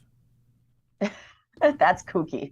That's the least kooky demand. You could at least mention AI or something if you want to get weird, but a living is bread and butter. Yeah, it was so, how would you feel right now if you were a writer for Bill Maher? Oh. I gotta say, an old friend of mine who's was a TV writer, I don't think he works in the industry anymore, he tweeted in response to this clip, I think, that his agent had tried to get him to be a writer on Bill Maher, and said, the writers there get paid the best of anyone in late night. And he said, why is that? And the agent was like, well, because it's so awful to work with Bill. Yeah, well, that I do not doubt it from all of his nonsense that he puts out on his show. And so, that's kind of a little bit of levity there, because it's just so silly. But where are we with the SAG and the WGA strikes right now? There's not a lot of movement. I mean, the last thing was, so the studios haven't talked to SAG-AFTRA at all. They finally, called the WGA back. They had a back and forth over the course of a week in late August, and it once again kind of devolved where, the counter proposals that the studios gave were insufficient for the union, and then they immediately kind of leaked it to the press despite a media blackout, and kind of they're trying to sow division among the writers. And of course, this just pissed everyone off, and now, no one's calling anyone again. So there is really no end in sight right now for the strike, which is crazy because it is month 4, going into 5 for the writers, and day 60 or something for SAG-AFTRA. So not a short strike, and nowhere near resolved. That is wild because, despite Bill Maher thinking that, these demands are kooky, they're really not. I mean, can you tell us some of the things that, the writers and the actors are looking for? Yeah. So, I mean, the really kind of interesting one was what was mentioned at the end of that clip when the guy he's talking to says, the streamers should share their numbers. So this is about the fact that if you make a show for Netflix, even if you created the show, you have no idea how many people watch it. The streamers keep that data private. It's really interesting because back in broadcast or network television, you immediately had the numbers, right? A Nielsen rating score would be up by the next morning. And this isn't just about, knowing that you're successful or not. But there are residual payments tied to the success of a show. And so this is it's a demand that the SAG-AFTRA and WGA members share, is that they want a new residual based on the success of their shows on streaming. But first they would have to have the data to know how successful they are. So it's just, I mentioned that one because it's really interesting that all of these writers and actors are living in this world where they have no idea how many people are watching their work. And when they try to hear it from the studio execs, they're just totally, it's like speaking to a wall, right? They just have no information. So that's one. There's basic things like they want a significant raise. Writer pay has gone down something, some significant percentage, I think 23% if adjusted for inflation for the past decade. Much more of the membership in the WGA is now making the minimum, even if they have decades of experience. So there's obvious things like that. SAG-AFTRA, has health insurance and pension fund holes to fill. And then AI, of course, people want regulations and control over the use of AI. I think this is, the WGA also has this demand, but SAG-AFTRA is kind of like this canary in the coal mine around AI because performers already are having their likenesses scanned. And it's kind of an interesting thing to think about just how big of a threat it poses. Say half of the background actors now are just, you're not hiring them, you're just using their likenesses and digitally generating them. Well, you also don't need costume and hair. You don't, it starts affecting IATSE, it starts affecting all kinds of people. So that's a big one. Yeah, absolutely. And scanning people's likenesses and being able to use that for background actors in perpetuity really does kind of cut at the heart of the ability to, break into the industry. Make it or break it industry, is what Bill Maher said. And this is really cutting into people's ability to make it, because that's how folks do get their big shot. You know, I have a friend that one of my closest friends here, she's an actor, and she, we were talking about the SAG strike, and she was speaking to me about how, her and her local production company, they really support it, and they think that it's really important because they recognize how important these issues are, even for kind of the indie actors. And she went on, she told me a long story about Guthrie from Friends. I don't know if you've watched Friends or if you remember Guthrie. Yeah, that sounds familiar. Yeah, so Guthrie was the platinum blonde bartender at the coffee shop. And he was not supposed to be a recurring character. He was just one scene in one show. And, she was like, and there was something about him that, the directors liked and the producers liked. And so he became like a really recurring character to where, towards the end of the show, he was getting long speaking lines and some plot points centering around him. And she was like, if you take away our ability to do that, the only people who are going to be able to be actors are like Jennifer Aniston's children, right? And so that seemed to me to be like a really powerful anecdote to go along with kind of the data of these arguments that the actors are making. Yeah, definitely. And I mean, and it's a different sort of take on it. But when I was out in LA, I was speaking to this actor on the picket lines outside of the Netflix corporate offices, which is like heart of Hollywood. And I was speaking to this woman, Stevie Nelson, who had hosted a show on Nickelodeon for a few seasons. And so we're not even talking about background actor here. She was the host of the show. And she immediately started telling me, I'm afraid that there's enough footage of me hosting a television show that you could train AI on that. And you could have me hosting shows, forever digitally, saying things I never said, doing things I never did. She was like, this would be a different tack. It's more about, sort of control over oneself. I mean, it's quite literally control over one's body, because, say the show has her doing or saying horrible things. It would be impossible to tell that she didn't really say those things, right? And so people really, I think, feel like this is their autonomy itself is kind of at risk here. In the age of like endless kind of digital fakes and things like that. That's a real fear too. I mean, these are people's voices. It's their livelihood, it's their bodies and their voices for performers. So, it sort of is cutting at a very deep level, I think, for a lot of these workers. And there is some concern among the, among some people in the union about retaliation for being too publicly in support of the strike. If you're not like a huge, big A-list celebrity. I was listening to one interview where they said that there were some not too veiled threats about, people on the bargaining committee for SAG never being able to work in the industry again. And, that's another one of the things that the studios are doing to try to break the strike. And that makes me have all the more respect for people, especially like Adam Conover, who's been so publicly, the face of the strike, really, in a lot of ways, for both the writers and now the actors. I mean, he's well known. He's like a household name, but he's not somebody that, the studios could never live without, right? And so that takes, it seems to me, like a lot of courage. Yeah, I mean, just yesterday, we haven't published it yet, but I had a long conversation with this writer, Alex O'Keefe, who wrote for The Bear. And that was the first show he ever wrote for. He's a younger guy. He's, only been in the WGA a few years.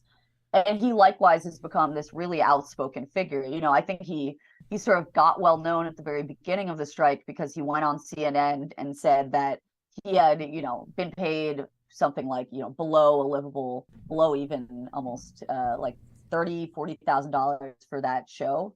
I've spoken to him about how he when he was writing that show, he was living in New York City still before he moved to LA. And it was during the pandemic. He would be writing at his apartment.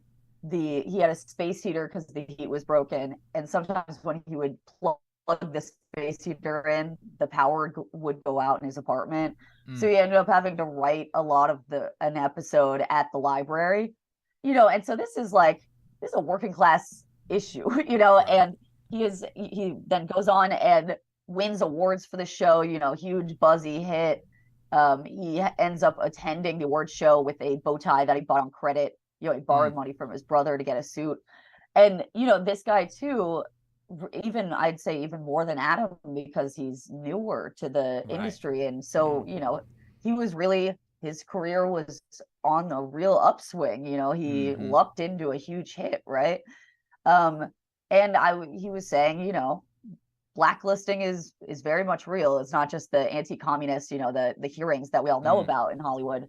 It is a thing of, the town runs on reputation, and blacklisting, I guess we call it gray listing, this sort of soft avoidance of hiring people who are seen as labor militants or difficult to work with. If you're the boss, that's how you would describe it. Is a constant in Hollywood, and it's not just Hollywood, of course. This is like every industry. There's some level of this. But these people, I think, Alex was saying to me, it was obvious that if people like him didn't do this, didn't take their success that they'd lucked into and use it to say, hey, actually, we need a culture of solidarity here and we need massive change. And I know Adam feels the same way. They're like, who would do it, right? We have to risk something. And it has been inspiring, right? Because these are people, there will be repercussions. There were after the last writer's strike. There always are when there's a failed union organizing campaign in Hollywood. Often the people who led it then are never hired again. So there are real stakes here for people's lives. Absolutely. Maximilian Alvarez is in the chat, and he said cool. He gave us a quote from one of the SAG-AFTRA members that he interviewed this week. Bethany Ann Lind said, "We are an industry that tells the stories of the human experience. We reflect humanity back to itself, and the studios literally would take the human beings out of all of it if they could, because that would be cheaper." And I really do think that's kind of buttons up the issue right there. Yeah. So there was another story that you've been following, and then we'll talk about the UAW, is the American Political Science Association. And, the way that I've thought about it ever since it started started being a controversy on Twitter.com is, like scabbing but wokely. I mean, it's basically how they're going about this. Can you give, what is your understanding of what's been going on? And they just had their conference last week, right? Yeah, on Labor Day weekend, of all things. Incredible. Yeah. Yeah, go on. No.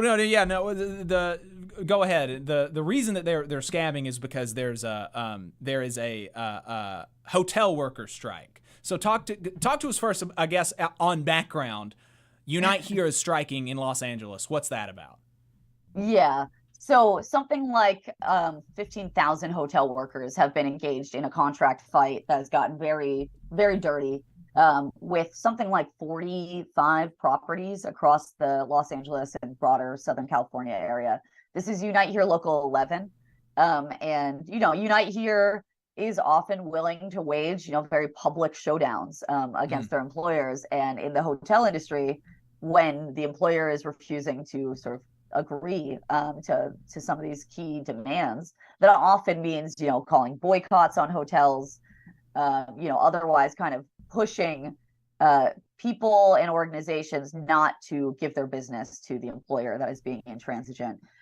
It is worth saying that a couple of the key things that the hotel workers are sort of demanding or proposing in their negotiations include not just raises to keep up with the incredible cost of living in Southern California, but there's really an issue of housing. And part of why the hotels are kind of pissed off at the workers here is that Unite Here has been insisting on actually raising certain housing issues at the bargaining table. They want the hotels to sign on to certain referendums that they're pushing, which would be, for instance, for all the housing that is demolished to build luxury hotels, the hotel in question would have to pay some sort of tax towards affordable housing. Things like this to try to start to address the incredible housing crisis in the area.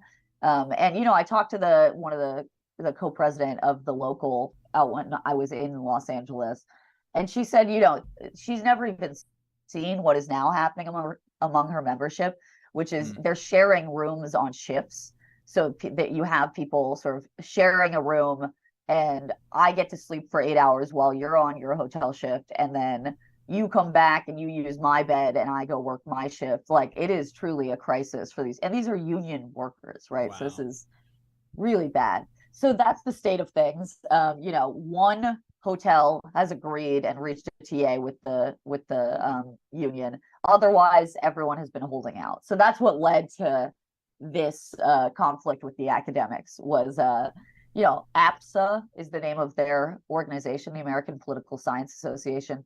And they were holding their annual conference at which, something like 6,000 academics were expected to attend. One of the bigger conferences that were slated to happen at one of the struck hotels. And so Unite Here Local 11 appealed to them, as they have been to almost every kind of organization and high profile person, to relocate the conference, either online or at the one hotel that has reached an agreement. And to be clear, I mean, the really embarrassing thing for the academics is like Vanderpump Rules did this. They relocated, various kind of like organizations and productions that are not radically politically progressive. It's just, it was understood that this is the right thing to do. The academics did not do this. So APSA, as you said, sort of woke scabbing, they ended up putting out a statement saying, this would affect our, underrepresented and younger scholars too much. We can't do that to them, nor the local businesses that benefit from our presence in Los Angeles. And it would just be, the cost would be too much for us to cancel. And so they basically went on with the conference. It was, I couldn't believe they actually went on. At this point, it was something like the majority of the members backed out individually, which was great to see. All these academics, saying, of course I'm not crossing a picket line. And yet they still had the conference. It must have been a terrible conference if no one was there. Right. Yeah, well, and that's kind of the thing, is like, if I was an APSA member, one, I obviously not going to cross a picket line. But then even if I was like half tempted, the fact that the presenters were willing to cross the picket line is, I'm just not super interested in what these people have to say about politics. Right. They're crossing a picket line. But they did, we're fair and balanced here on this program. And so one of the things, and I think it was APSA, put out a handy tip to avoid crossing a picket line. They said that in one case, there's a door around back. So you just totally resolve the issue, right? Yeah. I mean, I gotta say, academics are not sending their best. This is a real, it's making them look exactly like, I think, we think of academics in the worst light, as just incredible to at least just say you're crossing the picket line. Instead, you're like, well, technically we're respecting it, and also we're doing this on behalf of the underprivileged scholars. Like, shut up. Shut up. Was that actually, because I remember the tweet, but I don't remember the author. Was that actually direction from the APSA? No, it wasn't. It was another, it was some academic, it was related to a particular university. It was like some department was directing. Yeah. Okay. Well, there we go. But let's not slander the great organization that is APSA. That's right. That's right. Yeah. We, like I said, fair and balanced. But yeah, so glad they were able to, glad at least somebody was able to resolve this contradiction about crossing a picket line. You just got to go around back. That's all you got to do. So you just fly in on a helicopter and you get dropped into there you go. There you go. There's all sorts of creative ways, and that's why these people are so much smarter than the rest of us. That's what these big fancy degrees. So that degree taught. There you go. There you go. Teaches you how to think, not just what to think. So the last, saving the best for last, the biggest for last, not the best. All workers are important, but the biggest story, no doubt, is about the UAW. and their their potential, and it's looking day by day more and more likely that it is going to be a strike. We're going to be reviewing after we let you go all of the some of the proposals that Sean Fain went over last night. We just spoke to earlier in the program a UAW member, Nick Livick, about working for GM and what that's like and how the members are feeling. And so just to take kind of a 30,000 foot view of this, how have you been seeing this struggle play out, and what do you think are kind of the big things to pull out and emphasize? Yeah, I mean, instead of going into the particular demands, I think the bigger thing, the sort of broader dynamics here, there's a couple important ones.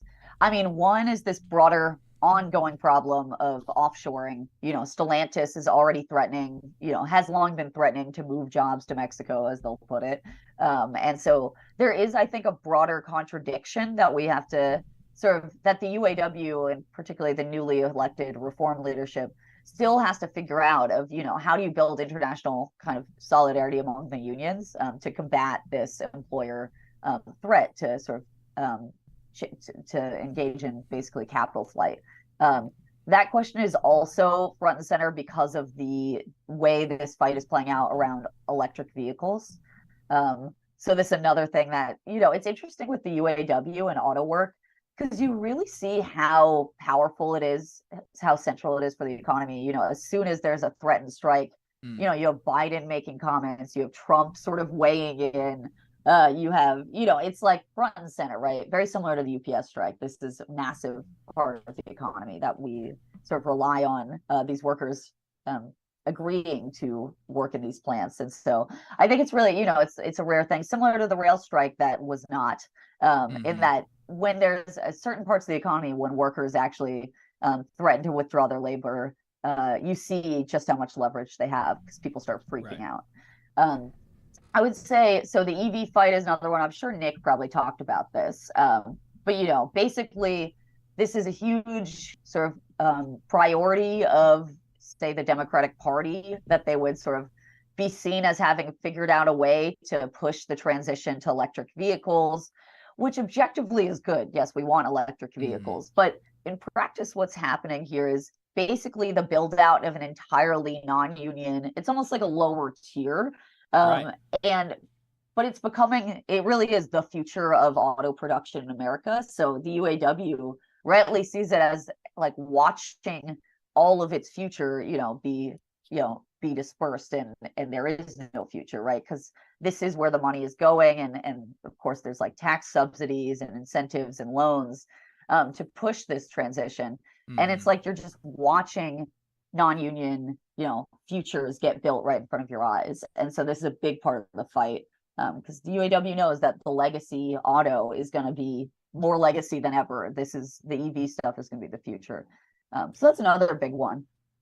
Right, and that about the transition is really important, and just to emphasize, because obviously now we're in the online portion of the program, so most of the people who see this are going to be union people, left wing people, right? You're going to agree, but we do get a couple of people occasionally who will see our stuff online and kind of balk at it. It's not just because these non-union jobs are non-union. It's because, like you said, they are of lesser quality. They pay less.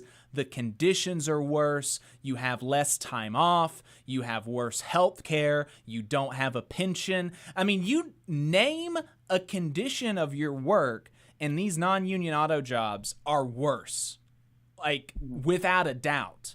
And so not only does it challenge the union's, place in society, it challenges working people's ability to have good and decent lives. And again, just as I try to point this out a lot, the question is not, is this value being created? Is the money being made? The question is, who's going to make it? And the UAW wants that question to be answered by the workers. The workers, they need to make the money. They need to be able to have a good standard of living. And the big three automakers, answered the opposite way. They don't want the workers to have any money. And what Trump did in his trying to attack Sean Fain last week, which was amazing, he tried to obfuscate that. It's like, no, it's not about the workers versus the big three. Actually, what it is the big three automakers that Sean Fain has been attacking these last several months. They're actually in cahoots with Sean Fain to create all these non-union jobs, and they're screwing you over like on purpose, and you shouldn't pay your dues. I mean, it's really astounding, kind of the gall to put forward that argument. Yeah. I mean, it sucks, right? Like it makes no sense, of course, first of all, but to see, I mean, this is what I meant about, this is really, to go back to you saying, this is about whether people can have good paying, decent jobs. I mean, this is the standard that the UAW set with these national contracts way back in mid 20th century, right? These were decent jobs that actually set the standard for manufacturing work, not just in auto, but all across sort of industry here, because these contracts were kind of this pace setting function in America. And so they've been significantly undermined, of course, in recent decades. And then this question of will the future of these jobs just be entirely shitty, right? Like will you be getting paid $16 to work at an auto plant, $16 an hour, right. Which is what was happening at one of these plants. And so, I mean, there are bigger questions, and it's sort of why this becomes such a political fight, because auto has ripple effects. If you set a standard in this industry that is high, it will affect other industries and other workers as well. If you cannot do that, and the future of this work is low wage and precarious and toxic chemicals on the plant floor, then that will be the future of work for a lot more people than just auto workers. Exactly. I'd say a lot of it has to do with like our self-image, because we have this so American-made kind of thing and all these politicians want to ride on, American workers. But so it's big, and they want to jump in on it because it's part of our identity, and a lot of people's identities. These union workers, it's huge for them too. Yeah, and the transition to more green energy, quote unquote, it's even bigger than the auto stuff. There was a really fascinating report from the American Prospect a couple of weeks ago about Georgia really raking in the money from these green energy tax subsidies, being the number one recipient of money and jobs in the green sector, but it's all going non-union. All the construction is non-union.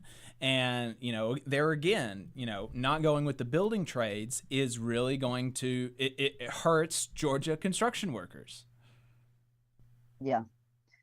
Yeah, I mean, I don't know what else to say other than I think one last thing to say is this might be a very difficult strike. I mean, maybe that's stating the obvious, but these companies are massively powerful. There is a brand new leadership. I mean, it's crazy to think about the reform slate, wins all the seats they contest. I was in Detroit the day after Sean was sworn in as president, and he had to lead a special convention the next day. I mean, that in itself was sort of chaotic.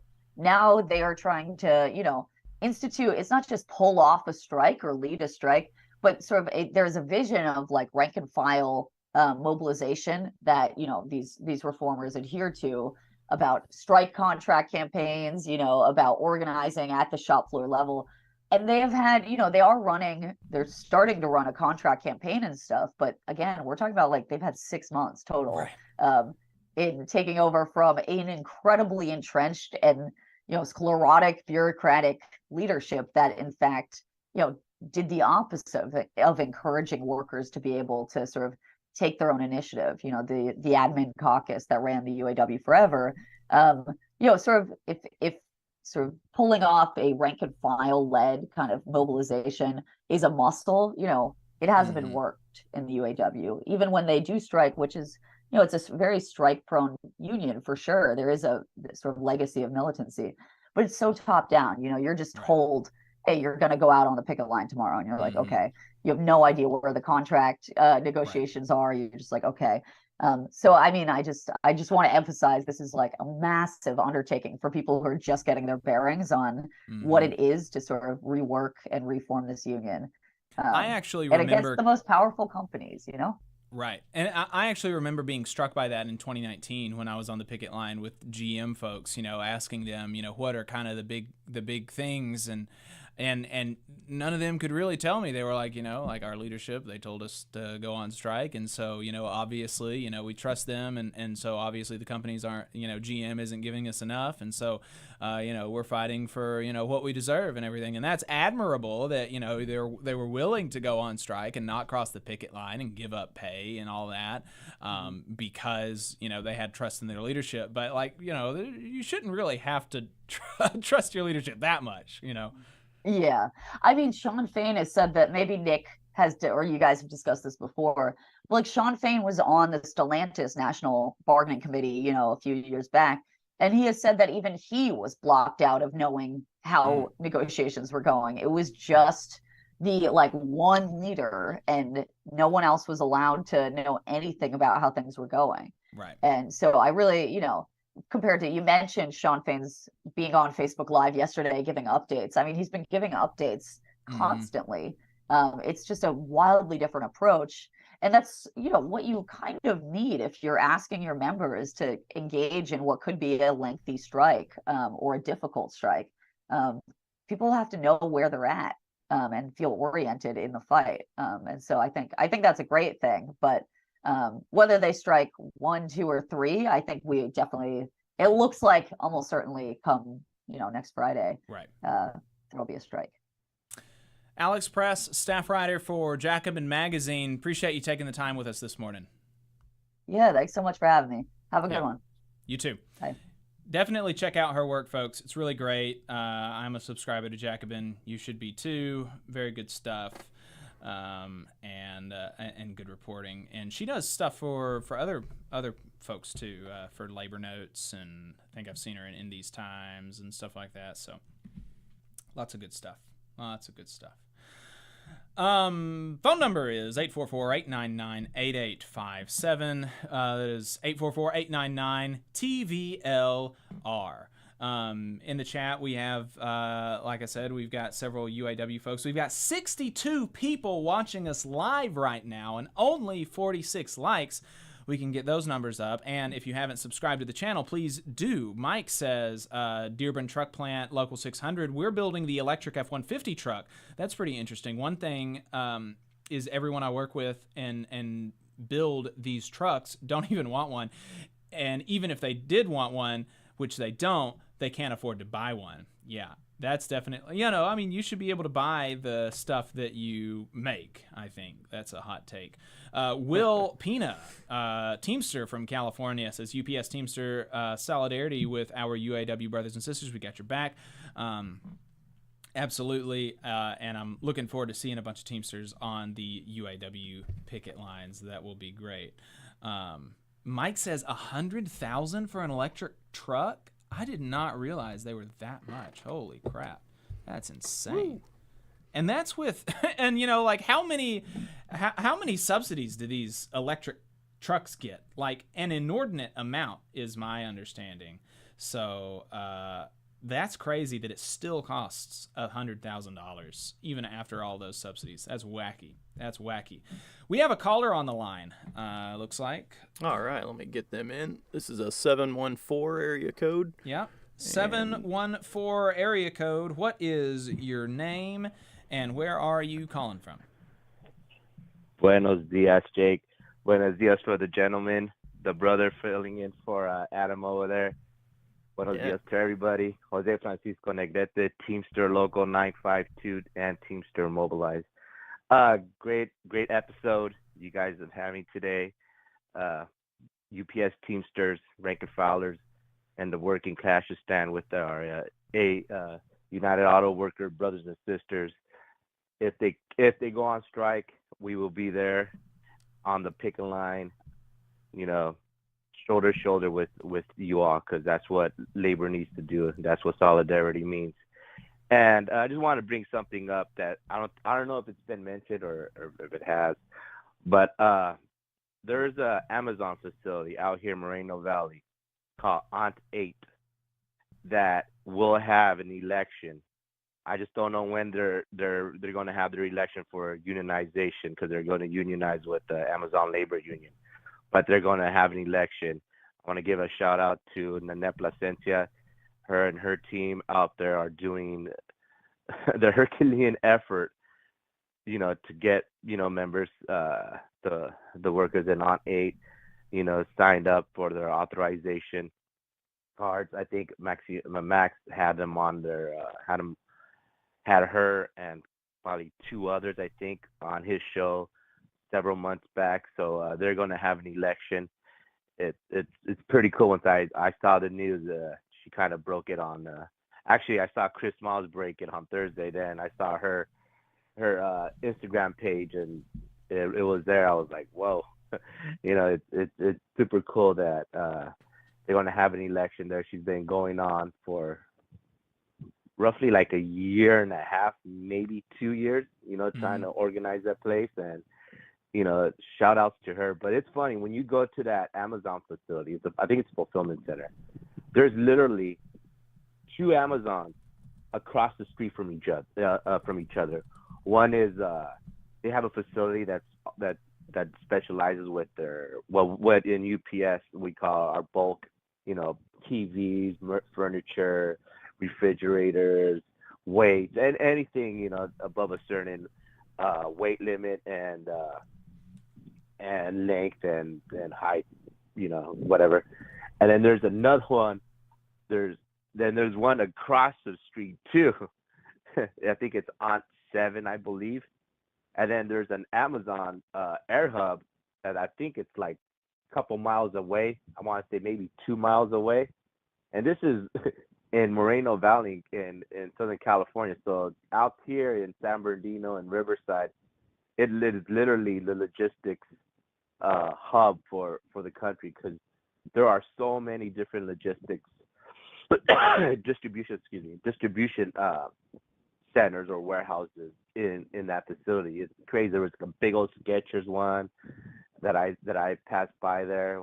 I've been there once to on 8, and I forgot the other one that was there. But there's just so much like logistics out there. It's just mind-boggling. Just to see 3 Amazons across the street from each other, literally crossing the street, it was just like it was kind of wild to see that, because I mean 3, but that's Amazon. Amazon is a threat to all of us, whether you work in the warehouse or you work in their media division. They're just a threat. So all these happenings going, striking out here with the WGA and SAG-AFTRA, or you're on 8, or you're at the small Amazon facility out here in Palmdale, you're a DSP driver. We're all interconnected. I just wish there was more of a connective tissue. I would love to see some SAG-AFTRA actors, go to Aunt 8 and show their support, or go to Palmdale and show their support. We have to support each other. We can't be in this tribalistic setting. Oh, I'm this, I'm that. No, we're all workers. We're all suffering the same conditions, but we're working under different entities. I mean, you just had Alex, and I met the writer from The Bear, Alex O'Keefe, I think his name is. He's a great person, a young cat, but he sees that the struggles are interconnected. And I remember last week you had a UPS Teamster, and you asked him why he's a socialist. I want to tell you why I'm a red Teamster. I grew up in a time in the 90s in California when they had this Proposition 187, where they targeted immigrants. But it was mostly an attack on Spanish-speaking people, regardless you're from Mexico, Guatemala, San Salvador, Nicaragua. it was attacked because they were saying that we were taking advantage of the system.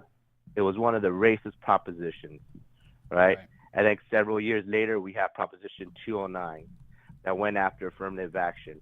I believe in state hiring. I could be wrong. And then during that time, you have NAFTA, you know.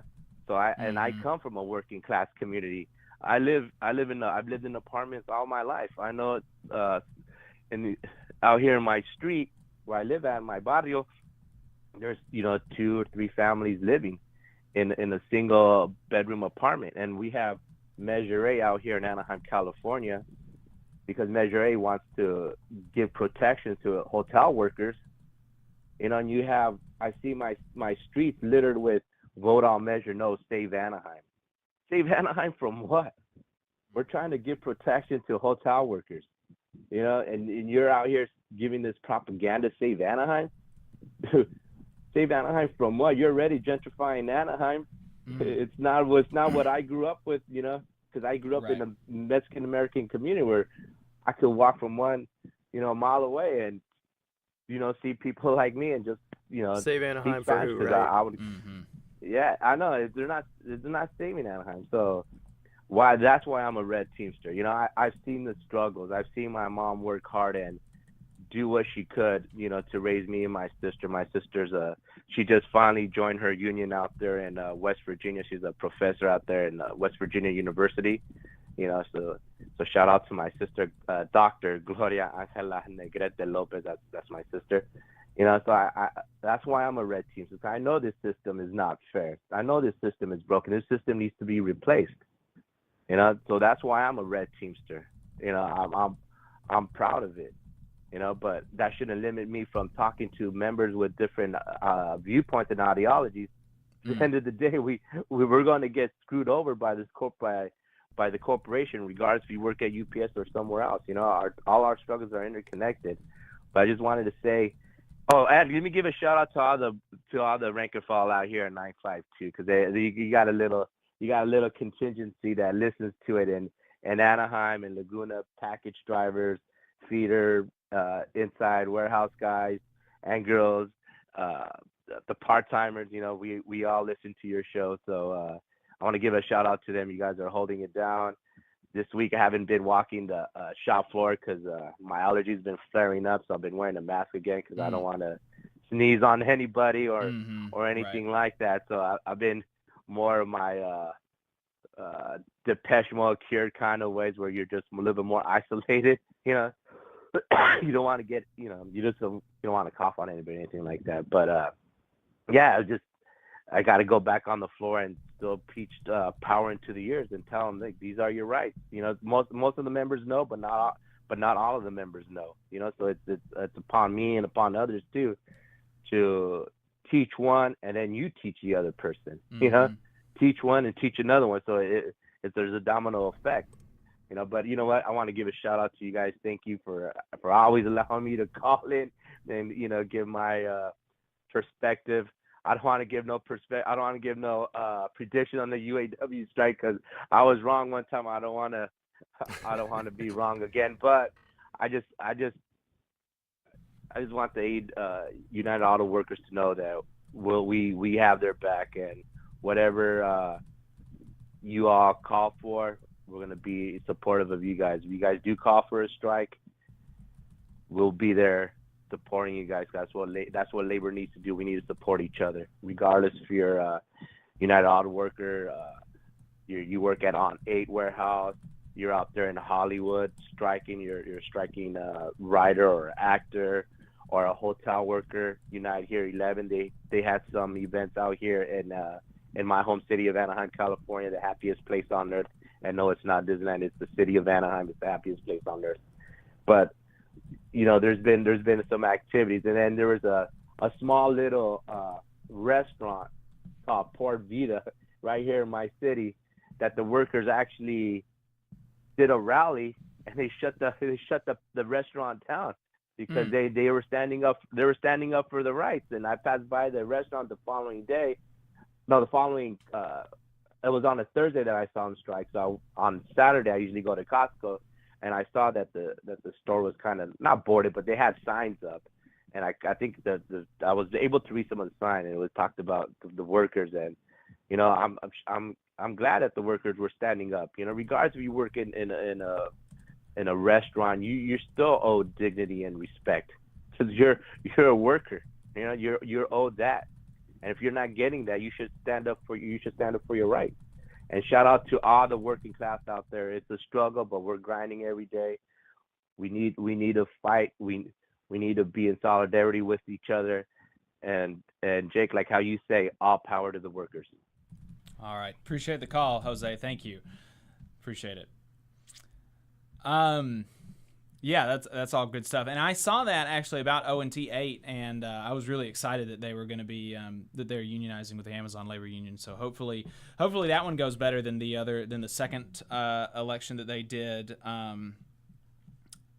just outside of the Staten Island warehouse where they had already won an election. If you want to go get where Jose is, the phone number is 844-899-TVLR. That is 844-899-8857. Jesse, somebody new in the chat. I hadn't seen anyways before. Solidarity LA UAW Local 230. Appreciate it.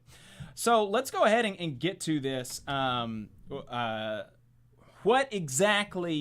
Where the big three automakers are in negotiations right now with the UAW. And like I've said, generally, they're just not where they need to be. That's the gist of it. But specifically, in his address last night, UAW President Shawn Fain spoke about exactly where each of the big three automakers are on tiers, on wages, COLA, profit sharing, temps, job security, work-life balance, and retirees. And so we'll go through those really quick and just list off basically where they are so that you can kind of see exactly where the negotiations stand. So on tiers, the UAW is demanding a 90-day progression to the top rate and restoring pensions and retiree health care. Ford they all want to keep tiers, is the thing. Ford is saying a 5-year progression, and they're rejecting all pension and retiree health care proposals, but they are willing to put a high cap, a not low enough cap, a high cap on temporary workers. GM is saying a 6-year progression, not a 5-year. They also rejected all pension and retiree health care proposals, and they want continued substandard pay for CCA and GMCH. I think that's what that one brother was calling in about earlier. Stellantis says 6-year progression. They want a 6-year progression. Instead of, remember, 90 days is what the UAW is asking for. And also, remember, 90 days is what the progression used to be. I had somebody in the comment section saying, 90 days, isn't that unrealistic? Isn't that crazy? And no, actually, it's not, is the answer. That's what it used to be, and that would be fair. 6-year progression is what Stellantis proposes, rejecting pension and retiree health care proposals and continuing substandard pay at MOPAR.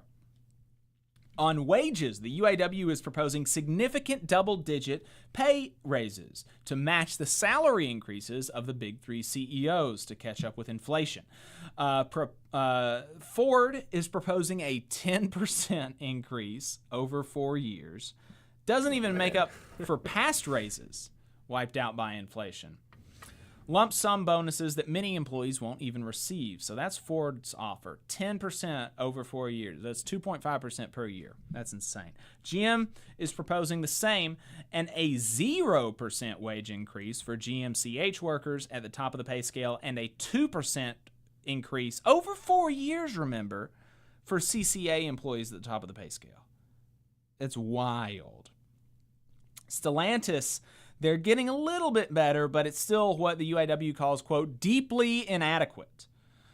A 14.5% pay raise over the life of the contract. That's what Stellantis is proposing. On COLA, the cost of living adjustments, and Shawn Fain he emphasized this point that all of these companies said, COLA's off the table. We can't do COLA. There's no way we can afford that. And well, now Ford is coming to the table with a COLA proposal. So that tells you that, I mean, you can never believe these companies. They're lying, parasites and leeches and vampires. But Ford is coming to the table with COLA formula, but it is deficient. It is not sufficient. Their COLA formula would have provided actually zero wage protection from inflation in 10 of the last 13 years and will provide an estimated 0% wage protection over the next 4 years, okay?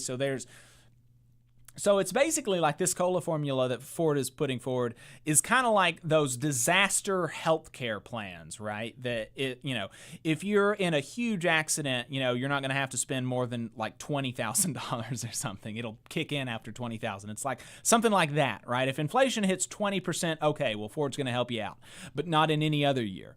That's not sufficient. GM, no COLA, just lump sums that many employees won't receive. Stellantis, no COLA, just lump sums. On profit sharing, UAW wants to increase profit sharing and Ford is coming forward asking for concessions on their current profit sharing by 20%. Wow. They want a 20% cut in the profit-sharing checks that Ford employees get. And remember, Ford is the same company again that increased their dividend payouts by 150%, not by 50%, not by 100%, not double, 150%. They increased dividend payouts by 150%, but they want the employees to take home less of the profits than they already do. GM is also coming forward with a concessionary proposal that would have resulted in a 29% smaller check last year. A 30% smaller check. Stellantis, they're not asking for concessions, but they rejected the profit-sharing proposal. On temps, UAW wants to end the abuse of temporary workers by converting all to full-time employees after 90 days. Proposals from Ford is no path to full-time with meager wage increases for temporary employees to $20 an hour with an 8% cap. $20 an hour is not enough for an auto worker. GM, again, no path to full-time with meager wage increases to $20 an hour. Same thing with Stellantis. No path to full-time with meager wage increases to $20 an hour. Job security. UAW wants to institute that working family protections program that we've been talking about that would say, look, we can strike over plant closures, and if you go ahead with a plant closure, then you got to keep paying us to build our communities. You can't just leave us high and dry after we give years of our life to this company. I mean, think of that. In any individual, any single auto manufacturing plant that has hundreds of workers, 1,000 workers, every single year that a 1,000 worker plant is in operation, that is a millennia of man hours. That is 1,000 years of human life that this company is taking from the community. And so the idea that you should be able to just on a whim take that away, leave the community behind, that gives you hundreds of years every year is just unconscionable. So Ford's proposal to that is unlimited outsourcing. No, actually, we want to have the unilateral right to outsource any of our work at any time, is what Ford is saying. GM rejects all of the job security proposals, and so does Stellantis. On work-life balance, the UAW wants a shorter work week, more paid time off, and more holidays. Ford rejects nearly all of quality of life proposals, including Juneteenth, with a meager 2 weeks of paid parental leave. That's it. That's all they're budging. GM rejects it, all of it except for Juneteenth. They're saying, okay, all of this other stuff, not doing, but Juneteenth will give you that. Same thing with Stellantis. On retirees, the UAW wants an increase to retiree pay. All three are rejecting all increases to retiree pay. So that's where we are with the big three automakers. I mean, just totally insufficient. And like he said, his trash can is overflowing. And so at the end of it, at the end of his presentation, he had this message to say about, just generally speaking about the state of negotiations and why he does these weekly live streams. Let's play this update from Shawn Fain. So there it is. That's what these companies think you're worth. That's what they say about you behind closed doors, meeting with the bargaining committees. And then they go on TV and talk about treating us like family. Tell me, is this how you treat your family? Do you tell your family, good luck living paycheck to paycheck, but I'll keep my $29 million a year? Do you tell your family, go make cars 7 days a week, 90 days in a row, so I can buy a second house in Mexico? That's not how I treat my family. So listen, I've heard the nonsense from some Big Three executives and some of their friends in the media about my foul mouth or theatrics or this or that. I want you all to know something. I don't do these updates because I just want to blow off some steam about insulting proposals. I do these updates because our strength as a union is in our membership. Our strength as working people is in our unity. You all deserve to know what they're saying about you.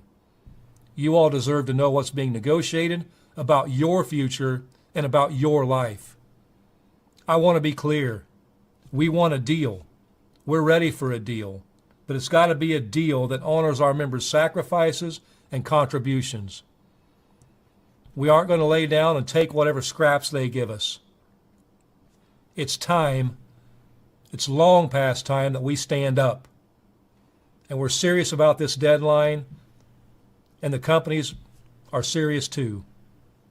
Just yesterday, I saw reports of Ford taking out big loans and prepping scabs to work if we go on strike. They're getting ready, so we're getting ready. If we hit 11:59 p.m. on Thursday without a deal at any of the Big Three automakers, there will be a strike at all three if need be.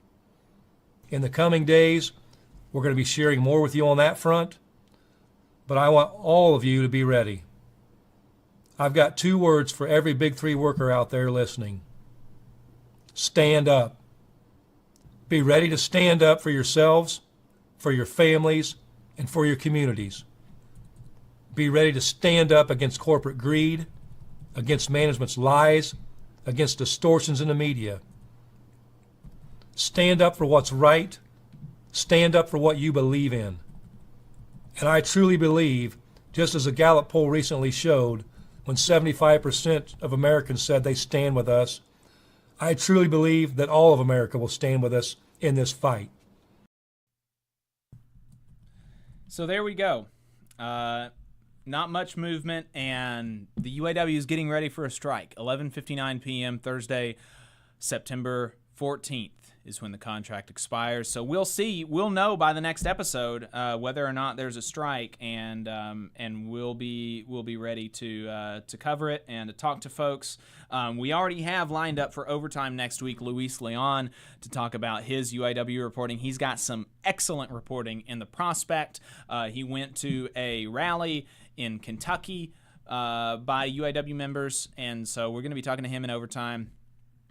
Haven't figured out who we're talking to in the main show, but probably going to see if we can't get another UAW member to talk to us. So looking forward to seeing what happens, and looking forward to these people getting everything that they deserve. The last thing that I wanted to talk about today is the back and forth on between Trump and Shawn Fain.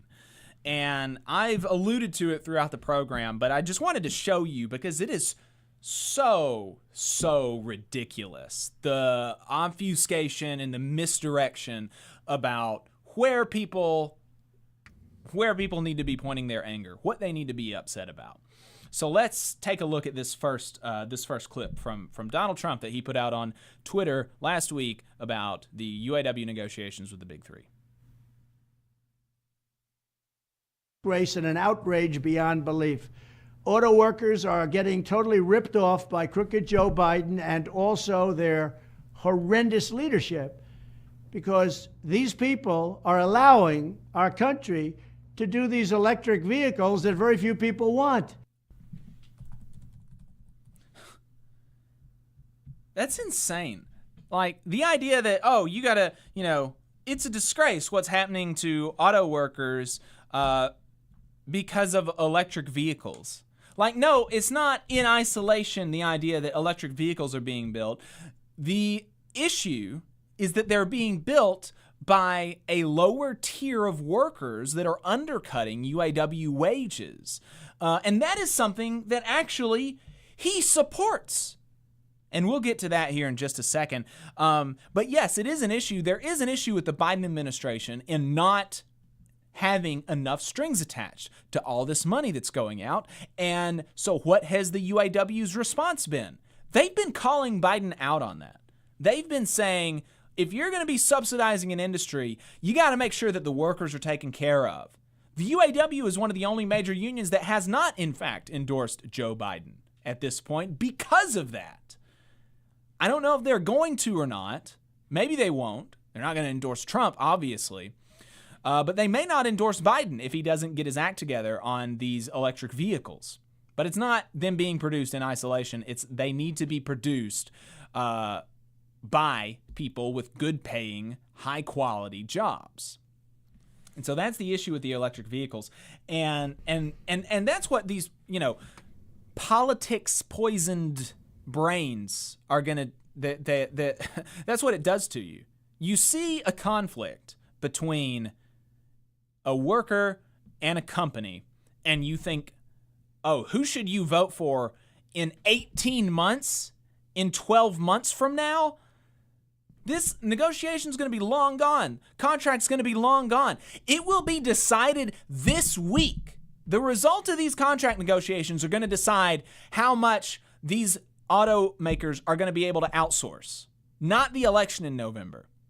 And so, but he's not pointing the auto workers towards getting involved in their contract campaign. He's just trying to get them to vote for himself. And so there are few things that make me more mad than politicians using workers as a shield when you know good and damn well they couldn't give a shit about you. And we know that because look at Trump's record. Look at Trump's record, right? Coal miners were on strike for 2 years. He didn't do anything about it. Now, he was out of office, but he didn't even so much as try to do what he's doing right now. Trying to make it an issue about Trump versus Biden. I care more about the auto workers than Biden does. Coal miners, a perfect chance for him to come out and do this. Coal miners in Alabama, no less. Coal miners in Alabama that supported him, no less. Couldn't be bothered to talk about it because it's not in the news, because he doesn't actually care about people. He just sees whatever's on his TV and he reacts to it like, just not even like a sentient being, like just a instinct impulse kind of thing. It's gross. So here's another clip from that video that he pointed out. Let's play that he played. Let's play this. But there's no such thing as fair transition that destroys over 100,000 auto manufacturing jobs. It'll be much more than that. Wastes tens of billions of dollars that should be going to the workers and makes new cars entirely unaffordable for the middle class. That's a transition to hell. You're going to hell, and your bosses are leading you right down the tubes. You shouldn't pay your fees. They get these big fees from all of their workers, and it doesn't matter how bad they are, they'll endorse a Democrat, even though the Democrat's selling you down the tubes. Like I said, they haven't endorsed a Democrat yet. They haven't endorsed Joe Biden. And they're not going to unless he earns their endorsement. And he's not talking about, remember, he's not talking about anything about we want to make sure that these electric jobs are good jobs. He's just saying, oh, electric bad, electric bad, electric bad. Obviously, the industry is moving in that way. Whether or not we subsidize it, it doesn't even matter. The electric car industry is going to continue to make up more of the market share of the auto industry. The question is, are these workers going to be paid well? Are they going to be taken care of? Trump's not even acting like that question is on the table. He's just saying, should we make electric cars or should we not? Who knows? It's absolutely crazy. And so let's play this last clip from Trump. So to every auto worker, I stand in total solidarity with you in your fight against Joe Biden's job-killing Green New Deal insanity. It's insanity. When I am your president, I will deliver higher wages for auto workers. I will protect your jobs. I will end Joe Biden's catastrophic electric vehicle mandate. And by the way, if you want an electric car, you're going to get it. But you're going to be able to get all other types of cars, types of vehicles that you want.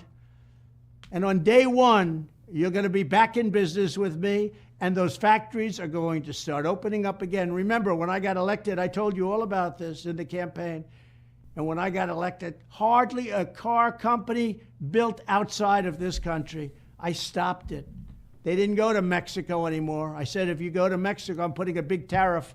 You'll make a car, you're going to have a 25% tariff if you send that car back into the United States. I stopped it. Well, right now they're doing it again.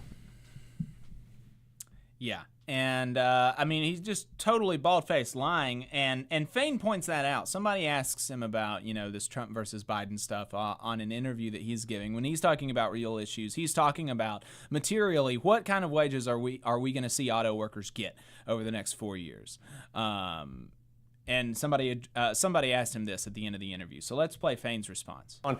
But it is relevant here. I want to ask you this. Yeah. You guys, I think, have withheld your endorsement so far for President Biden in a second term. Do you worry? He said, I'm super pro-union, President Biden. Do you worry?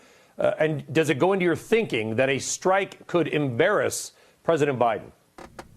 I don't think a strike would embarrass President Biden. I think a strike can reaffirm to him of where the working class people in this country stand. And it's time for politicians in this country to pick a side. Either you stand for a billionaire class where everybody else gets left behind, or you stand for the working class. The working class people vote. And as far as our endorsements go, as we've said, our endorsements are going to be earned, not freely given, and actions are going to dictate who we endorse. And I know the other candidate, wanted to come out the other day and talk about how our members are crazy for not backing him. But, there's two things I want to talk about with that person real quick, if I can have a moment. It's just, I'll never forget leading up to the 2016 election, that candidate talking about doing a rotation where they need to come to places like Michigan and the Midwest and send our jobs somewhere else where they pay less money and make us be begging for our jobs down the road. That's not something that works for working class people, and sure as hell not for UAW workers. And he was on the air the other day saying that encouraging people to stop paying union dues. So that's not someone that stands for a good standard of living. Exactly. That's exactly right. And when he mentioned that about, Trump supporting getting good paying jobs out of Michigan, that actually kind of shocked me. I was like, usually he'll at least say that, oh no, I support good, I support good jobs in the United States. And so I looked into it. And here's what I found. Back in 2015, the Detroit News interviewed Donald Trump. And Trump said that the Ford CEO, Mark Fields, wrote to him explaining the automaker's planned $2.5 billion investment in Mexico. And after Trump criticized Ford in June. And here's what Trump suggested to Ford. He was like, okay, look, this is what I think about your plan, and here's something that I would recommend instead. Move jobs out of Michigan into lower paying states, into lower wage states. And that's exactly the problem with these companies, right? And the way that they treat Southern workers, and I mean the way that they treat Mexican workers, right? They treat Southern workers as the last stop on the way to Mexico. They have no respect for us. They only want to use us to undercut our sisters and brothers in Michigan and Indiana and Ohio and Wisconsin, right? And it is up to us to stand against the evil billionaires like, the executives and shareholders at Ford, and also like Donald Trump, who is suggesting utilizing us to undercut other UAW members, who is suggesting using Southern workers non-union, presumably Southern workers, to undercut these other people who are making these cars. So here again, he's not talking about, I want to make good jobs. I want to make sure that everybody's taken care of. Here's a way that you can exploit people and take advantage of people, but you can still tout American made.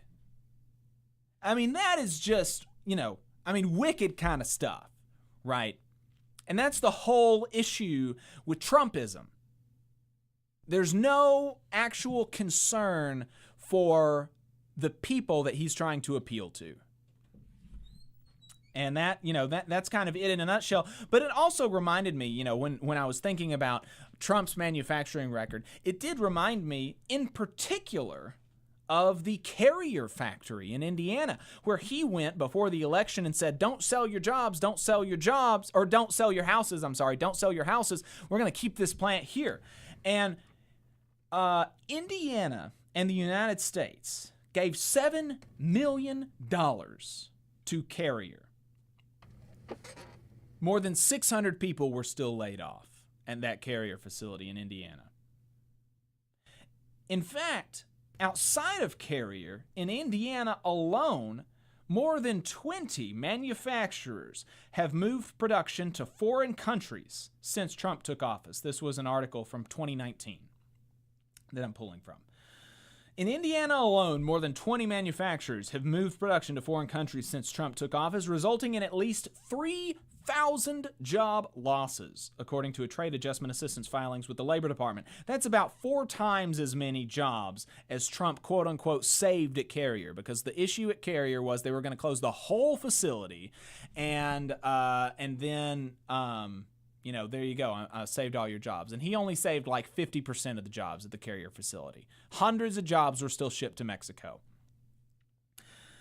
While the president kept pledges to reduce regulations, cut corporate taxes, and renegotiate trade agreements, those steps have not resulted in the manufacturing resurgence that he promised. Today, this is in 2019, remember, about 800 workers whose jobs Carrier had planned to send to Mexico remain at the plant, but they are now required to work 8 to 10-hour shifts 7 days a week. Many haven't had a single day off in more than a month.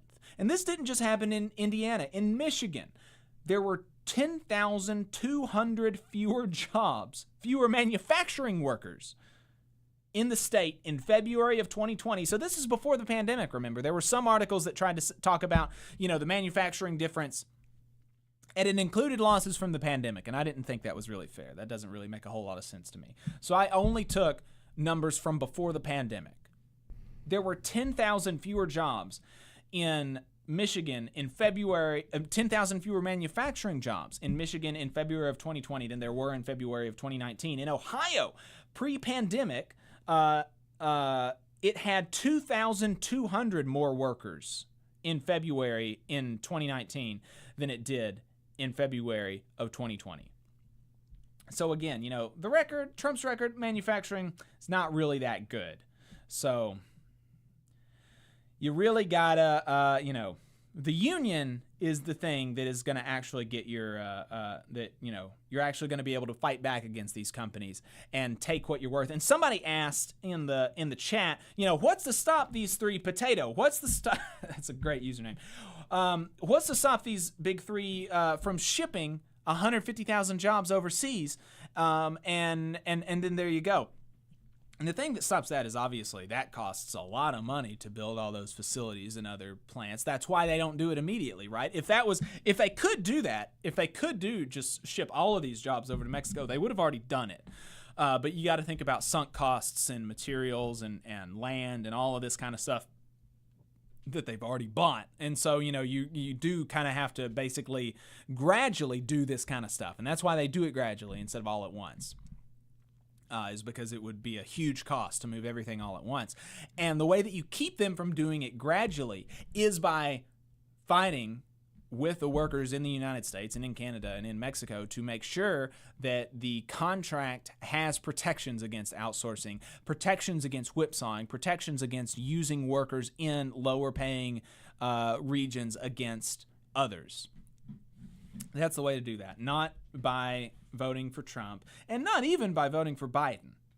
You gotta, You got to do a union about it. Is the thing. Working Bulldogs is a UNIFER member from Canada. Remember, had a couple of comments from that person earlier in the program. Our contract expires 4 days after the UAW, the Canada Auto Workers contract does. We're all watching closely, and I'm looking forward to seeing what y'all do up in Canada. And hopefully there is a lot of talk going on between UNIFER, the Canadian Auto Workers, and the UAW. Sean Fain said that there are, so I'm inclined to believe them. So yeah, that's going to be it for us today, folks. Really appreciate everybody's time. If you have anything to add, you can leave us a voicemail throughout the week, 844-899-TVLR. And I'll read through a couple other of these chats before we leave. Working Bulldog said, I just stumbled across the channel while looking for updates on the UAW negotiations. Really excited that you found us. Adam said in the chat, Adam is my normal co-host. Like I said, he's at a wedding today, but Adam's in the chat, and he said, we try to have a mix of big picture labor stuff as well as Alabama and Southern stories. Glad you found us. Indeed, that is that's the thing there. Alex said that they found us through UPS Teamster stuff, and they stayed for the solidarity. Very glad you found us, and continue to find our content informative and useful. Danny Miller says that was Pence's state, Indiana, indeed. And Pence was the one that orchestrated that $7 million deal for Carrier that Carrier ended up taking and using to, fill the pockets of its executives and shareholders instead of saving jobs, right? And that's the issue. Zach Flash. Our contracts should help lock in factories. Indeed. Zach Flash says, UPS Teamster here in Oklahoma, wondering how we can help our UAW brothers and sisters when all we've got is a retiree chapter. And the thing there is, just find the nearest picket line, go and support that. I don't think that they have a strike fund at this time. They might at some point in the future. Sometimes locals will have strike funds individually for their own members instead of like a national one. So I'm sure that something like that will come up. But other than that, just trying to figure out where the nearest picket line will be and make plans to go there whenever you can. All right, folks, appreciate everybody's time today. Like I said, going to go ahead and head out. Remember, 1 week from tomorrow is our first live show at Shenanigans Comedy Theater. Check this out, Labor Talks Live. We're going to be having local working comedians opening up the show for us, stand-up sets, stories from local union members about beating the boss, some games, union beer. It's going to be a good time. TVLR.fm/store to buy tickets. $20 for general admission, $35 for VIP, and hopefully see a bunch of y'all there. Thanks for hanging out. See you next week. See you then, y'all.